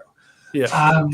There's a train coming towards a car, and he literally just stands in the way of the train. It's just like boosh, and everyone's like, "Why didn't you fly the train up? Why didn't you do this, that, and the other?" And it's like, well. And literally, all the writers from all the CW shows have came on to Superman and Lois and been like, "We need to make this amazing." Yeah. And they're like, "Let's work this. How does heat work on metal? We can superheat it so it molds back into shape while he's saving the train." Yeah. And then it'll go out. And it's just like, to be fair, and again, the effects that we used were on a cinematic level, like the camera angles, the way the cameras worked on it. You haven't seen anything like that on Supergirl. Yeah. Because they're all talking about their feelings. It's because they're all talking about Superman and Lois, which hasn't name dropped any of the other Arrowverse stuff in any of their episodes. Do you think that they can't? So it's more like the whole Melissa thing, where she's like, "Oh, I want like $1 million or $500,000 or $250,000 for turning up for one scene." Do you reckon they go, if you mention Supergirl, you have to pay Melissa $1 million or something like that?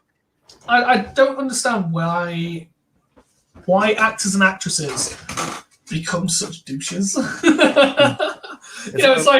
It's like I have been in this season for 4 years or 5 years now.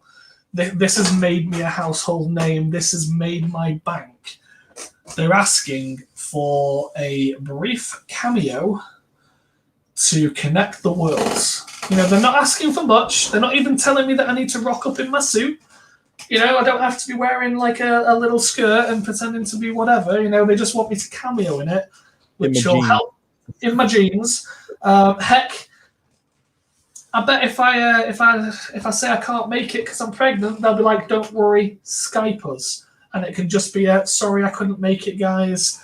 2 seconds. Like, at what point do they go, "Nah, I'm too good for that"? Like, if it was me. And it was like, "Oh, can you just do a quick cameo? Zoom call will be fine when you're not busy." And I'd be like, "Well, it will. The fans are gonna love it." Yeah, sure, no worries. And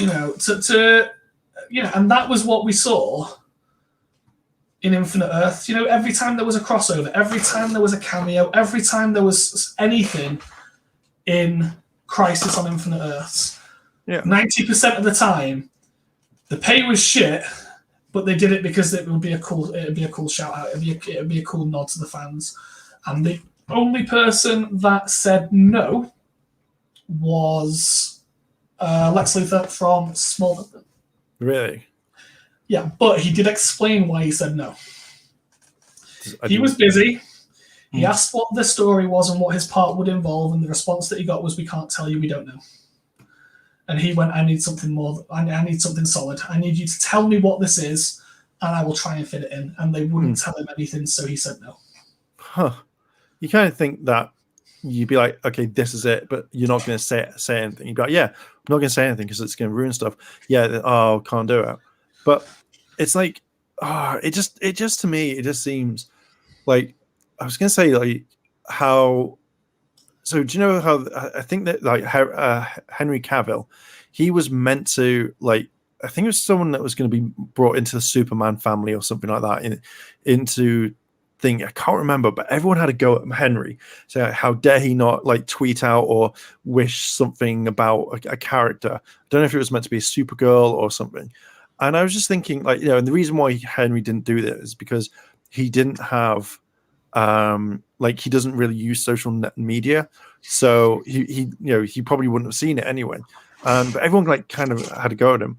I wonder if people would turn around and say, well, Melissa, why didn't you like turn up in this? Like, why didn't you wish these guys the best of luck or something? Again, like, even if it was a phone call, like if you couldn't have a FaceTime or Zoom call, you could have literally had a phone call and her on the other end going, hey Clark, really sorry that you've lost your mum. All the best. Sorry I couldn't be there. And then literally film some bullshit thing for she's in space or something on another planet. It just kind of makes me wonder why, like, oh yeah, I don't know. Okay, so yeah, I don't understand. I think kind of, I don't know if we slowly start wrapping this up now.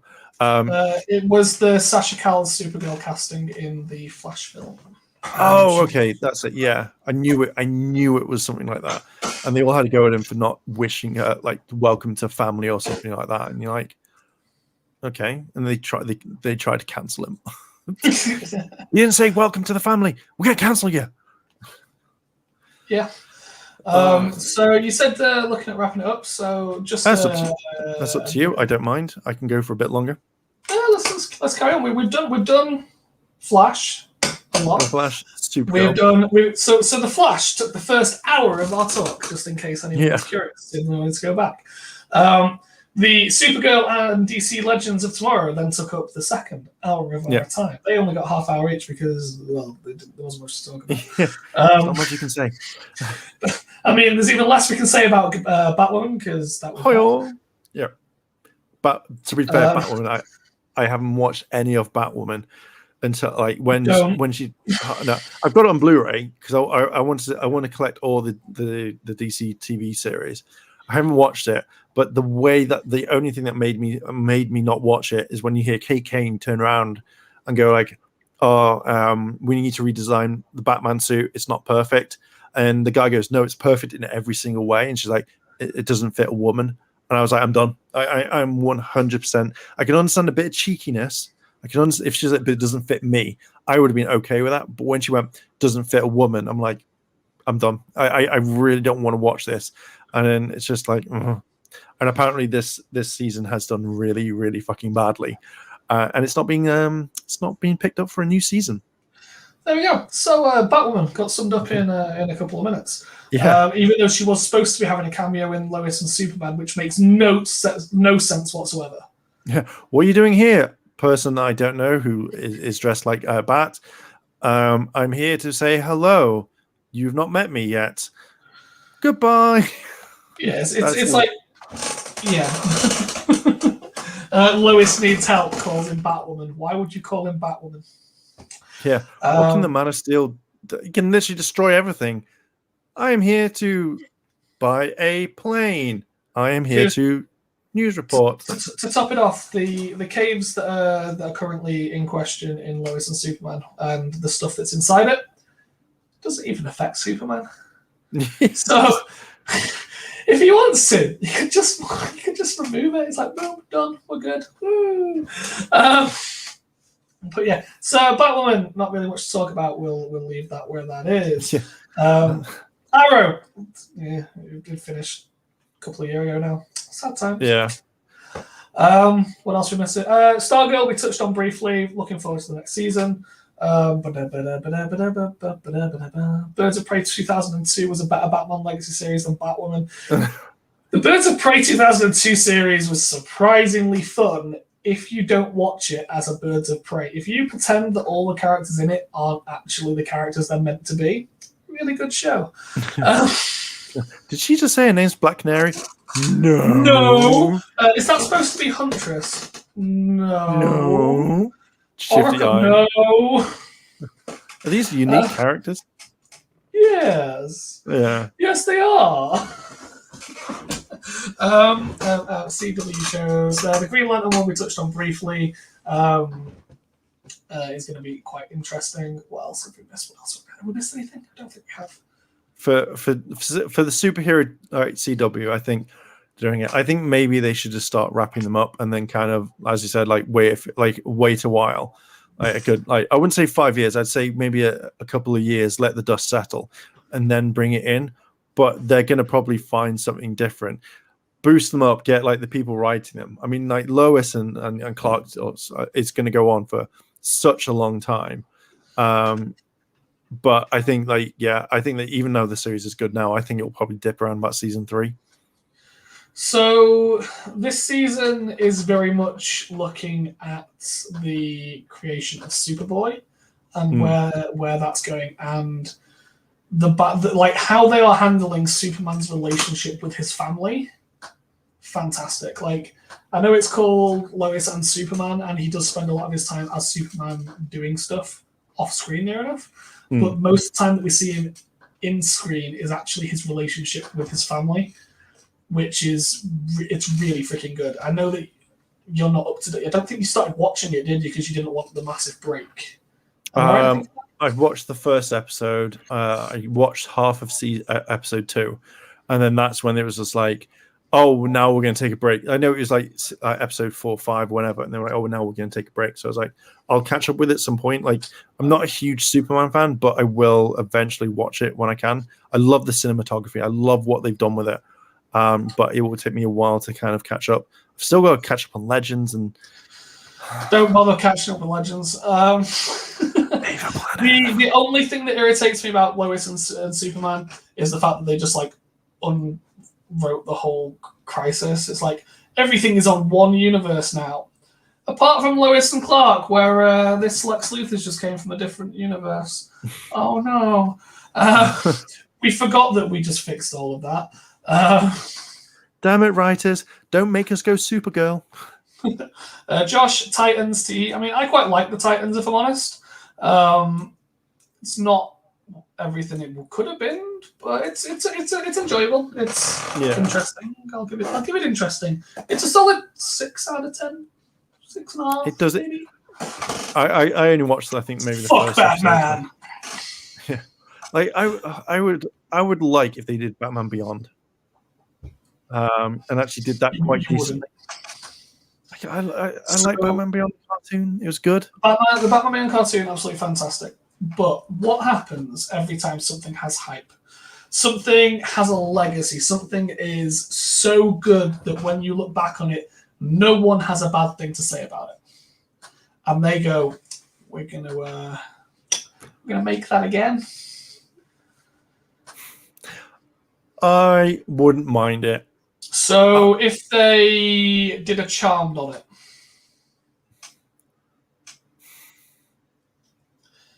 Okay, so that silence there says that. What if they did a Mighty Morphin Power Rangers on it when they re-released season 1? No? Okay. What? What if they turn around and go, right, we are going to remake this and it's going to be amazing, and then they do what everybody else does, like, ideally, Josh, please tell me they're not. Yeah, they're doing Buffy, they're rebooting Buffy the Vampire Slayer, and Sarah Michelle Gellar is not a part of it at all. I'm not even like cameo. I think she said something about it. Is Sarah Michelle Gellar? Yeah, we know that she's married. In the new Buffy remake, I think they said no. Buffy's Sarah Michelle Gellar confirms absent from reboot. Well, she isn't absent because she's asked for loads of money, because she's done fuck all since. She's been in a few things, mainly food things. And Scooby-Doo. Yeah, that's a height. As soon as you get Scooby-Doo, as soon as you got Scooby-Doo money, you're fine. Oh, Scooby's nice. But yeah, so like, unless they take Batman and Beyond and make it scene for scene the exact same show that I've already watched, they're going to do it bad. Okay. Now let's bear in mind that they're obviously going to have to include multiple different cast members, because that was a 90s audience and it's not diverse enough. So they're already going to be changing that. it just says here, Buffy the Vampire Slayer, Sarah Michelle Gellar, has confirmed she won't be part of the upcoming reboot. The actor who played the Chosen One in 1997 to 2003 claimed that she is too long in the tooth to do justice to the role today. What worked for Buffy was the monsters represented, that they were the metaphor for the horrors of the whatever. Geller told Saved by the Bell's Mario Lopez while appearing as a guest on his podcast recently. Bullshit! I don't think it's me. I don't think I should be the one doing it, she said before joking. Way too tired and cranky to be to put that work again. Oh, you need some more money. To be fair, I agree completely with her. If they were looking for a main cast member, and they were like, hey, we want you to be the Vampire Slayer again, Buffy, the 45-year-old mom of 3. You'd still watch it still. You'd still watch it, though. I'm pretty sure the actress that plays her in the stuff I watch online is slightly older than that, but we're not going to get into that. Milfy the Vampire Slayer. But no, if they were wanted her to reprise her role as Buffy, then fair play. She's too old. She out of it. She ain't going to be able to do half the shit she used to. She won't do the role justice. But if it was just they've set it, either later on and they have one of the Chosen One. It's a full reboot, isn't it? Because they turned all the women into Slayers at the end of Buffy. Yeah. Shit, right to you. But if they had her as like a nod, it's like, here's an old lady that needs saving, and it's Sarah Michelle Gellar. That'd be a cool nod. Do you know how I would do it? You'd either make her the mum, and that helped at times, not all the time, or you basically have a cameo once at the very beginning of episode 1, where it's more like she bumps into him, or something happens. I don't know, a teacher at a school that's transferring out last day, like, guys, we're moving out for the day, but I wish you well, and that's it. Simple as. Or she's fighting a monster and loses. I'm too shit for this today. I knew I shouldn't have came out of retirement, and then she's gone, and then makes a cameo later when she's saved. Hey. But yeah, all these cameos, like all these cameo-less reboots, just feel like they're cash grabs. They're just cashing in on a franchise that is already popular and isn't paying homage to it. It's like, we're going to take your name and throw everything else aside, and that's what they do with Batman Beyond. Can you imagine if someone turned around and went, we're going to make a live-action version of the X-Men animated series from the 90s? It's called X-Men. Pardon? It's called X-Men 1, 2, 3, The Dark Phoenix, First Class. It's all of that. Like, X-Men 1, yeah, like, to be fair, I don't think anyone has anything bad to say about the first X-Men movie. X-Men 2, again, fairly good. And then they changed actors because the director got greedy. The director was like, I want to direct Superman instead because that's really good. So yeah, apparently, because obviously what Josh Whedon's been doing, he's not a part of it. Or damn straight he's not. Like no one's gonna touch him with a barge pole anymore. Pretty much, it's all gone. Yeah, I think he's done. I reckon. He's got all that money now. Just lives in the lap of luxury. So, and I'm not defending anyone or anything, especially with what he's been accused of. But he is doing the smart thing right now. What, not being in things? Keeping fucking quiet. Yeah. Like when you are a major celebrity, when you are like in Hollywood and something, you've got 2 ways to approach a scandal. You either vocally deny it, at which point all hell breaks loose and it becomes bigger than it already was, or you just shut the fuck up and let it run its course. Just sit by the pool for 3 months. Counting your money. Yeah. Watching episodes of Buffy the Vampire Slayer. Have 4 pots next year. One is a Buffy the Vampire Slayer pot. Every episode you watch, you throw $1 in it. You have another pot. Every time someone tweets you something bad, you put $1 in it. Then at the end of the year, well, you still sat there counting all your money. Making it rain, Slayer style. It's like eventually it will be forgotten, and everyone will still go, "What's he known for? Buffy the Vampire Slayer and the fucking Avengers." Yeah, as well as Justice League. Oh, and Firefly is being rebooted. Yeah, it is.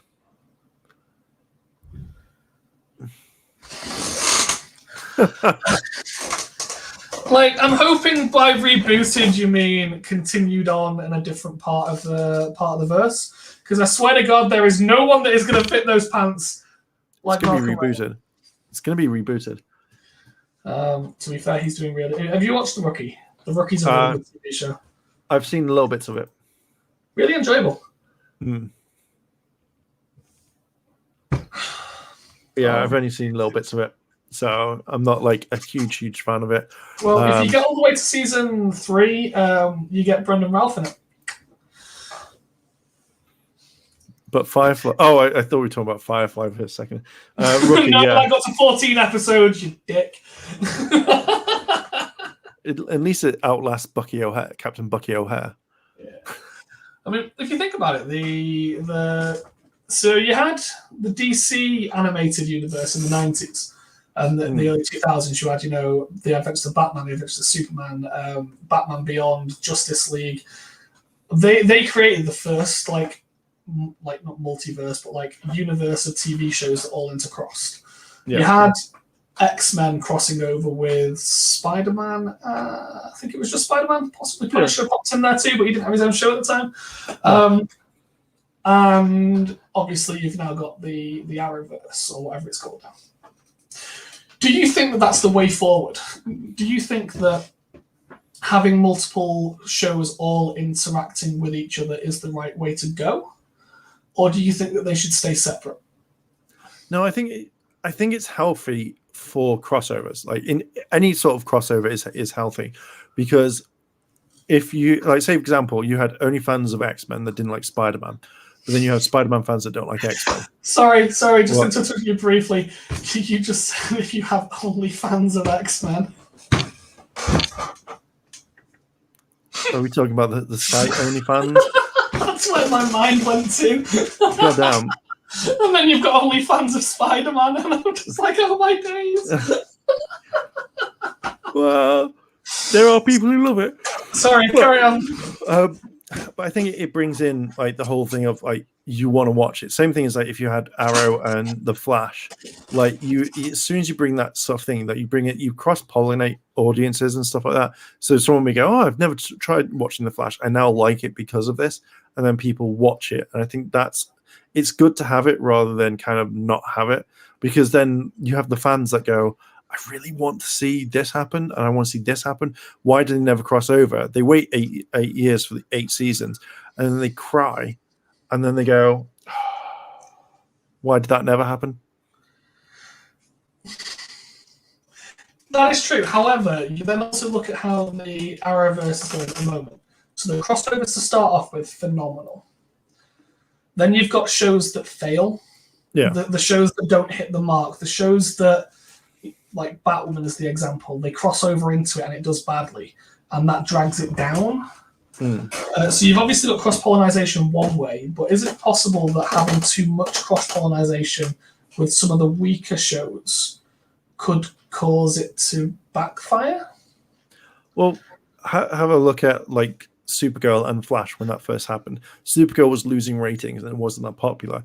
So what do? You throw in your A-star, where you throw Barry in, and you have an entire episode where then it bumps up ratings, and then people want to come back and watch it and stuff like that. I feel that when you've got, if you want to boost your shows that are shit, boost them in. But obviously you don't really need to. You don't need to do it all the time. Like if you had like 5 shows that are failing, you're not going to throw Barry into every single one. But if you did it a little bit, like maybe the first 2 and then that's it, and then see how the others are. Put like Stephen Amell jumps into Stargirl. You have a little bit more to it, I think. So I think smaller shows, yes. maybe I now Smallville. just have this image of like this really nice kid-friendly Stargirl show that's based at a high school, and then Arrow turning up and just murdering half the people in the town. Solve it for you, and just leaves. Yeah, that's it. Everyone gets one. Woo. Yeah, everybody gets one. Tell them, Spider-Man. Yeah, I think it does work, but I think at some point, if your show is going to fail, you just end it there. Same thing as like with Batwoman. As soon as season 3 ends, that's it, gone. Never to be brought up ever again. I mean, I'm surprised that they didn't just can it like they did. Like Constantine didn't even get through his first season, did he? It was just like, nope, we're done. Yeah, but then you've got to think of the headlines. CW axes lesbian show or lesbian actors because of LGBTQ, whatever. Like, even if they turn around and came out and said, due to the ratings, we are not going to be continuing this on. We had all of this planned. Some people would just take it and say, "Oh, we can see that the ratings for The Flash are roughly the same. So why aren't you canceling that?" I think that's what you get people doing it. I think that they try and like flush it out because as soon as like if say Batwoman was on at like say 8 p.m. prime time slot, but then got moved to like 1 a.m, that's it. The show's been cancelled. It's how they do it in network. Yeah, that's fair. That's true. Yeah, no, that's a good point. What other shows would you like them to, if they could do it perfectly, as in no criticisms from anything? What 3 shows would you like them to redo? Either reboot or like carry on. Flash. Reboot or continue. Continue, but with a lot better writing. I would like a Zatanna series. Zatanna and Constantine. I think that would be kind of cool. And then Black Cat. Black Cat. I want a Black Cat series. I mean, I said renew or continue, so it was supposed to be okay. It was already there. We all know that you would like to have OnlyFans of Black Cat. Yeah. I'd like them to redo continue Constantine.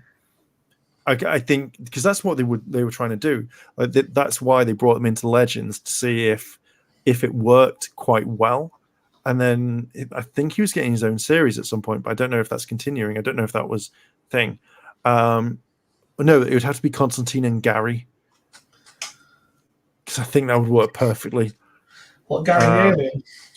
Yeah, but no, make Constantine go, sorry, sorry lads, the coke room's gone. Gary's no alien.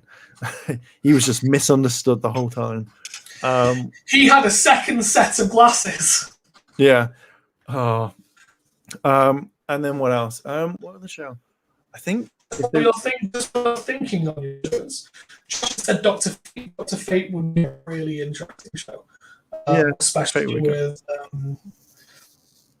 Dr. Fate is currently in Stargirl slightly as his helmet was. Yeah, I think that's what they're going to try and do with Stargirl. Like they're going to bring over that. Like if Jay Garrick, because I know he, if he goes across, I think you've got his helmet there, so it'd be perfect for him to be there.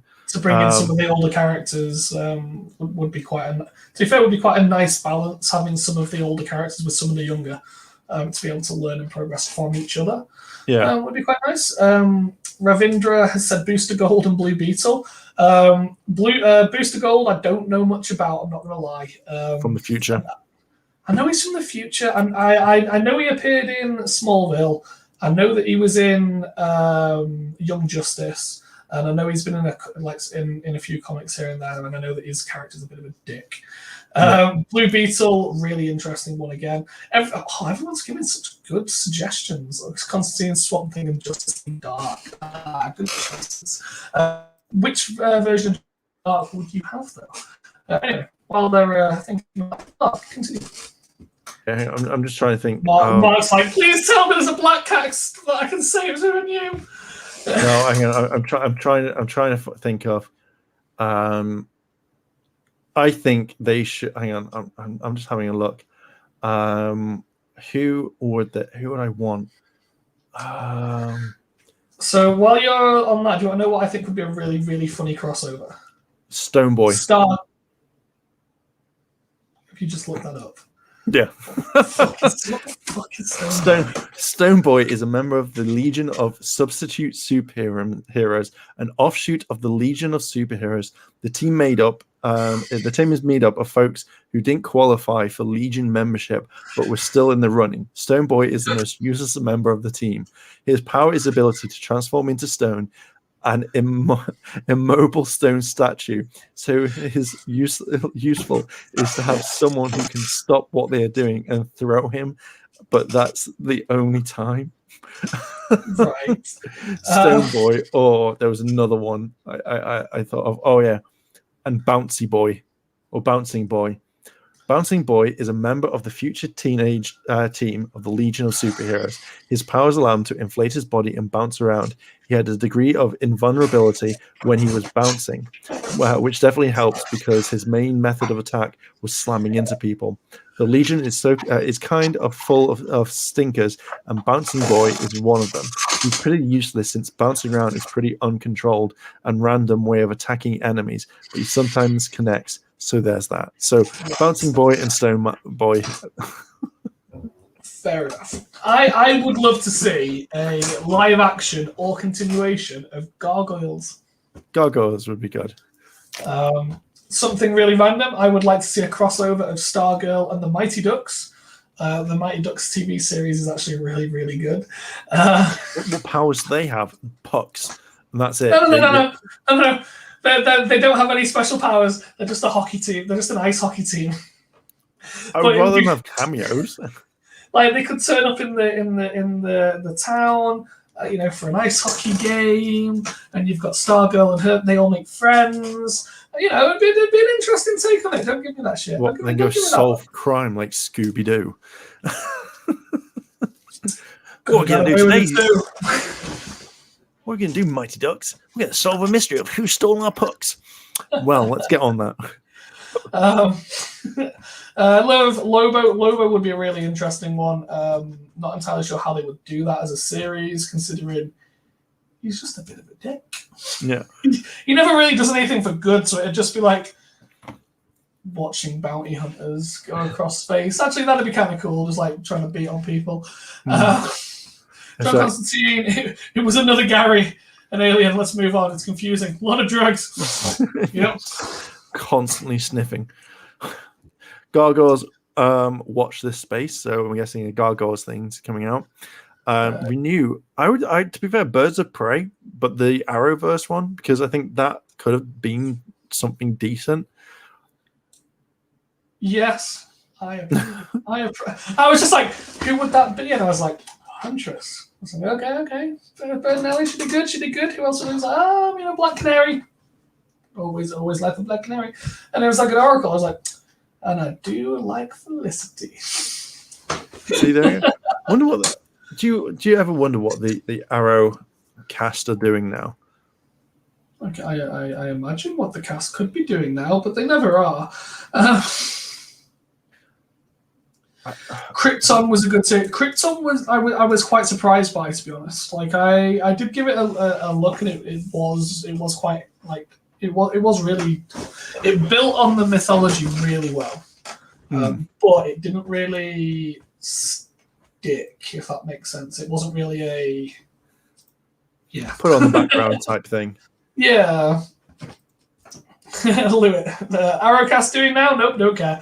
I know that Hamill, I think, is going into wrestling or a show about wrestling. I don't know. It's constantly, I need to be Arrow still. My winery's not doing well. No. Even while he was in Arrow, he was like doing cameos in WWE and shit. It was really funny. It randomly turns up. No, it was so random. He came out in like a version of his Arrow costume on one of the wrestling fights and proceeded to win. Of course. I was just wondering, like, he's got this wine stuff, hasn't he? Knocking Point. Yeah. Gargoyles next gen. To be fair, I did like the fact that in Gargoyles, a lot of the voice actors were all next gen cast. I do love next gen. It was just like Patrick Stewart didn't get the invite. It's like, I bet Will Wheaton was there. I don't know. I know that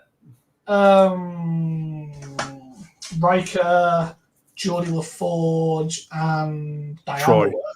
Troy were. But Gargoyles watch this space that they're not gonna do it justice. It's gonna be upsetting. Okay, it was a wrestling movie called Heels. There we go. I knew he was doing something. It's amazing how soon as they like stop doing these shows, they just become utterly irrelevant to life. Like, what are they doing? No one knows. Like, if I was, what you have to do if you're one of the actors that ends up in like roles like this, which become massive, you need to capitalize on it as quickly as possible while you are still in that role. And you need to transition those fans to make it so that they are interested and involved in everything else you are doing. And if you don't manage to do that, when your show finishes, you're done. Like it's just like, all right. Yeah, like I'm done. Like again, like I'm just thinking, like, you know, how many people do they think about like his wine, which is like, you know, because when he opened his winery. He had like loads of like the Arrow wine, and that went out and stuff like that. But you kind of think that they would stick about, like he would carry on his clothing brand and stuff like that, where he's like that the cancer thing that he had, which was quite decent. So you kind of think they'd keep on with stuff, but you know, yeah, capitalize on what it is. Hey, I was Laura Lance. You know, can I come back and do something? Yeah. Cool. Okay, we'll get you in an action show straight away. Awesome. Nice. Yeah.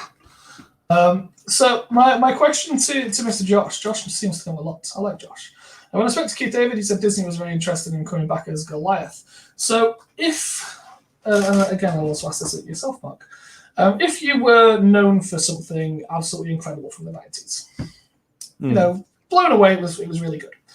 You made a load of money off it, and your money's running a little bit short now. And someone comes up to you and goes, "We want you to do a continuation of this. We want you to put let's call it Thundercats." Someone remakes it and goes, "Come back to this show that you made so popular back then." Would you have some demands, like it has to be good, or would you just go, "Give me the money, sure, I'll say what you want"?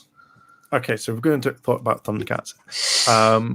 I would want them to do it. I want it done justice. Like, if say, like, okay, let's take Thundercats Raw, the fucking horrible, shitty thing in the world. I would look over the script and go, okay, I want this to be good. Like, I wouldn't want it to be a cash grab, because Larry Kenney, he got in the massive. I don't know if he got hate, but everyone was very disappointed because he came online and was like, "Oh, Thundercats is a worthy success. Thundercats Raw is a worthy successor to Thundercats. And if anyone else thinks any differently, then they're a poopy head." And I think that obviously, I think that he had to do it because he voiced Jarga in Thundercats Raw. I think that he had to stick with it because if I read that, I would say it's a worthy successor to Thundercats. But I wouldn't say, "Oh, if anyone else disagrees with me, they're a big poopy head," because that to me, I'd just be like, "No, I built a career up for that one." I would want it to do justice, and I would go back over it properly, and then be like, "Okay, yeah, I'll put my name to it." If I just wanted a cash grab, I would just literally go to conventions all the time, doing that same thing, like a certain ranger that we know, and just literally get the money. Yeah, definitely. Dragon's Lord. Yeah, I think there is a difference. Like, if you read it and go, "Yeah, I like this. This is me," but I mean, like Josh says, like She-Ra and the Princes are the S's of power. You know, I wouldn't, if I was on She-Ra, I wouldn't want to go to the new She-Ra because that's a fucking cesspool from what I've heard. Mainly the fans, you know, no hate to them, but from what I've seen and how they react, like, no. No. Fair enough. What about you? I think it depends how poor it was. But like you said, now that there is conventions, like you can just convention grab. It's like, especially if like either you're a big name or even if you're not. I mean, if you look at London Film and Comic Convention that's on in 3 weeks, 90% of their characters are all the background characters. They're like, they're like, we've got 50 guests coming to our convention, and you look at the guests and you're just like, Warwick Davis. It was the background warrior in scene 7 of episode 4 of Game of Thrones. And it's just like, are you really guest worthy? It's like, I'm not, but they're paying me. So like nowadays, you could just go for that side of it. If conventions weren't a thing, though, do you think that you would just grab the money and do what they said? No, because again, like if you say you start building an online base, you don't want to put your name to something bad. So like if I was voice acting, and then all of a sudden, my character's great, and then I come back and it was a bad character, I probably wouldn't want it. I would help the person with the role. Like, I'd say like, oh guys, check out this person, they're doing a great job. And I would give some BS excuse like, I had something on at the time. Even if I didn't, I just wouldn't want to put my name to something that bad. Like it wouldn't appeal to me, even if it was like a decent like paycheck. If they said like, okay, what do you think? And I read over it and went, I don't like this. And they went, okay, what changes? I went, oh, let's just change this little part of it. And they went, okay, yeah, done. I bet, yeah, I'm fine. I'll come back for it now. But that makes sense. That makes sense. Just a quick follow. People keep mentioning this Warner Media and AT&T deal, which I haven't heard of. Like we're in England. I think that this is a big like American news story that hasn't made it over here yet. So I've just quickly stuck it into Google. So apparently AT&T's Warner Media Discovery are to merge in a $130 billion blockbuster deal. Hang on. See you later, Josh. Have fun. Bye, Josh. Yeah.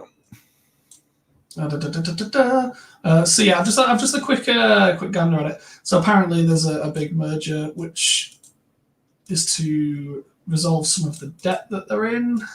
Yeah, I think with the pandemic, I think what's happened is they don't really kind of like they know that they fucked up. 85 billion. Can I have some of that cash, please? Cheeky mill. So my logic's going to be the 85 billion. Damn.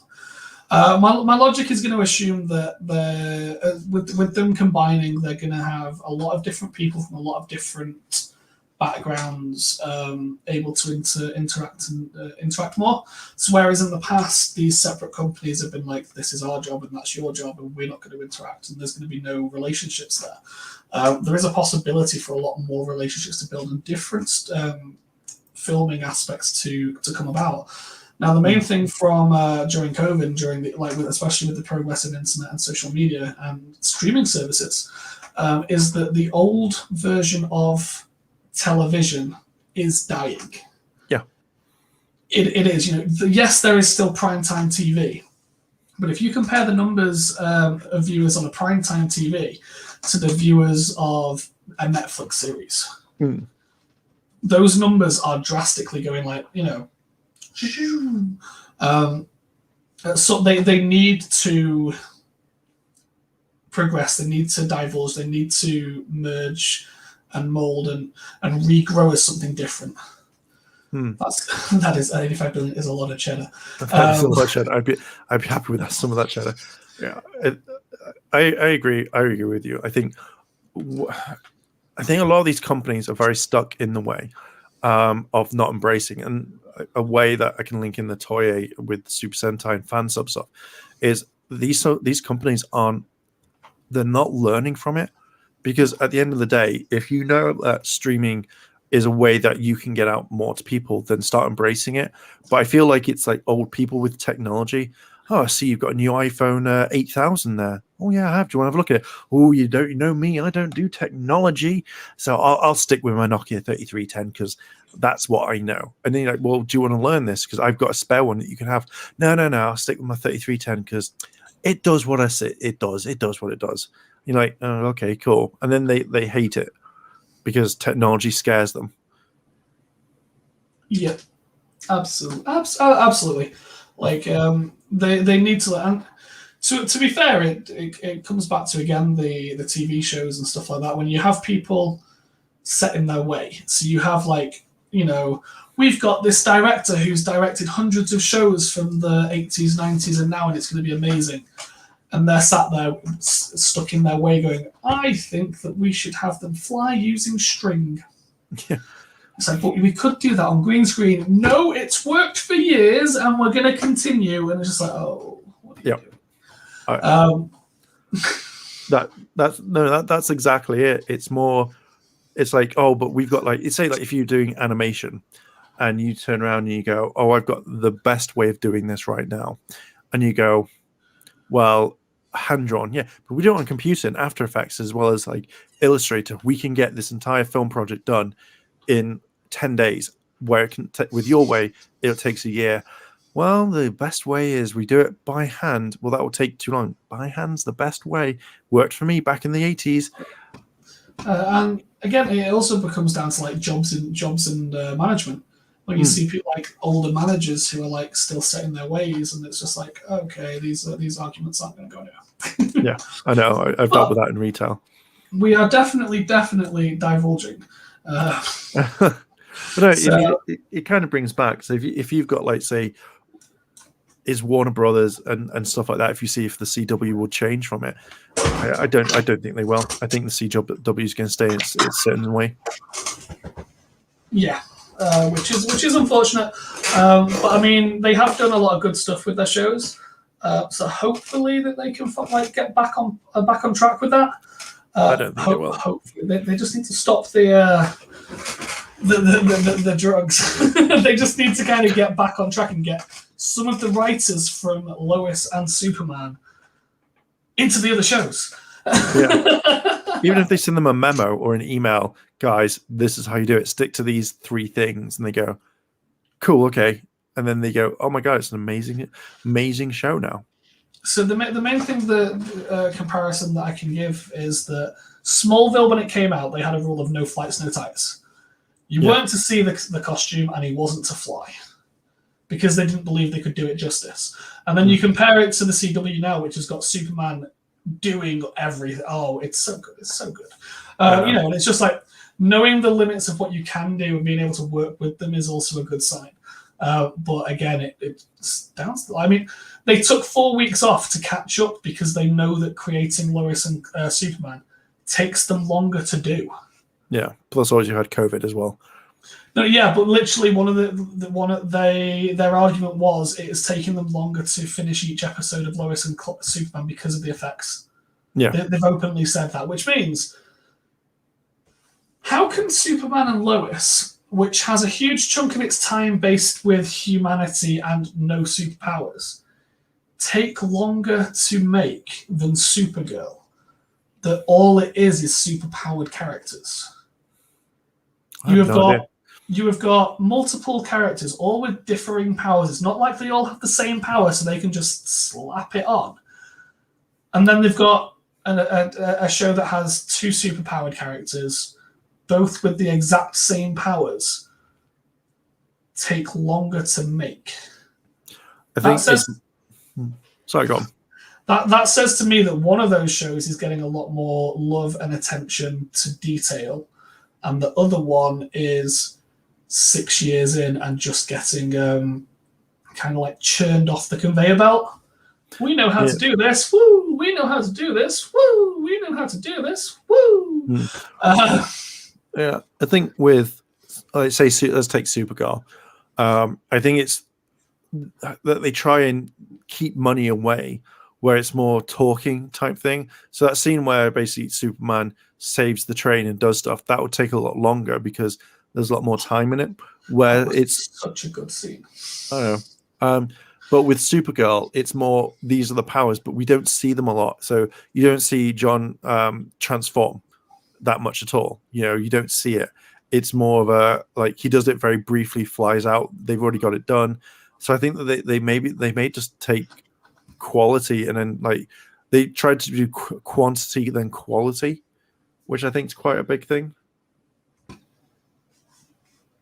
Yeah, that is also possible. Yeah, but then you have to also kind of think that they've been doing this for like say 6 years, so they have it down to a T. So like in the first season, it would probably have taken them ages to do stuff, but then now it's more like, yeah, we've got the stuff down. Because most of the time, as soon as you see Supergirl going to places, she doesn't fly; she just literally jumps and then just appears. Yeah, just boom, done. Hey guys, I'm here. And then they do the starey thing, and it only happens. But then again, if you've got the laser beam stuff, you just say, "Hey guys, can you send me over Kara's energy beams? We'll turn them red because hers are blue, so we'll turn them red." Like, yeah, there you go. You've got the files. Yeah, I suppose in that sense that it's going to have a quicker production time. Yeah. Will one, ironically, a lot of tights and flights in Super Smallville. I mean, Clark only flew when he was evil in that. I mean, I suppose they did have John bouncing around quite a bit, but yeah. It's just a big thing. I think they know it, but I do think the CW at the moment it's doing crap. I think it needs to change, otherwise it's going to die. Yeah. Yeah, literally everything that they've been doing over the last year, the writing has been bad, the logic has been shoddy. To anyone who has popped in recently or isn't up to date, first hour, our rants about Flash. The second hour was Legends and Supergirl, and then the last 40 minutes have just been nattering. It has, but I think at the moment, I think that I think we're done. I think that's literally we've covered pretty much every single thing that we've got so far. We are officially the CW Arrowverse. We're done. Yeah, stick a fork in me. We're pretty much finished. But no, it has been lovely chatting with you today, Mr. Mark. And you as well, Mr. Geek. Mr. Johnny. Yep, I am able to be found on YouTube and I'm able to be found on Twitch. That was the question I was going to ask. Where can we find you? But you've already said Twitch and Twitch and YouTube and Facebook. If you end up looking me up, I'm on there too. So pop us a follow, pop us a like, and yeah. Yep, cool. We're gonna leave it there. He's falling asleep. I'm not falling asleep. But thank you to everyone who's joined us. Thank you to all the conversations. I've actually generally enjoyed like looking over all the comments and stuff. But yeah, we've got stuff coming. If you want to give a cheeky follow or a subscribe to the channel, then that would be much appreciated. Like if you like the content, dislike if you dislike it. I'm just taking that from other YouTubers now. But it's been a pleasure. We may do some more of these much later on. Anyway, I'm going to leave it there. Thank you very much to everyone who has joined, and I will see you in the next video, which should be out in the next day or two. Bye!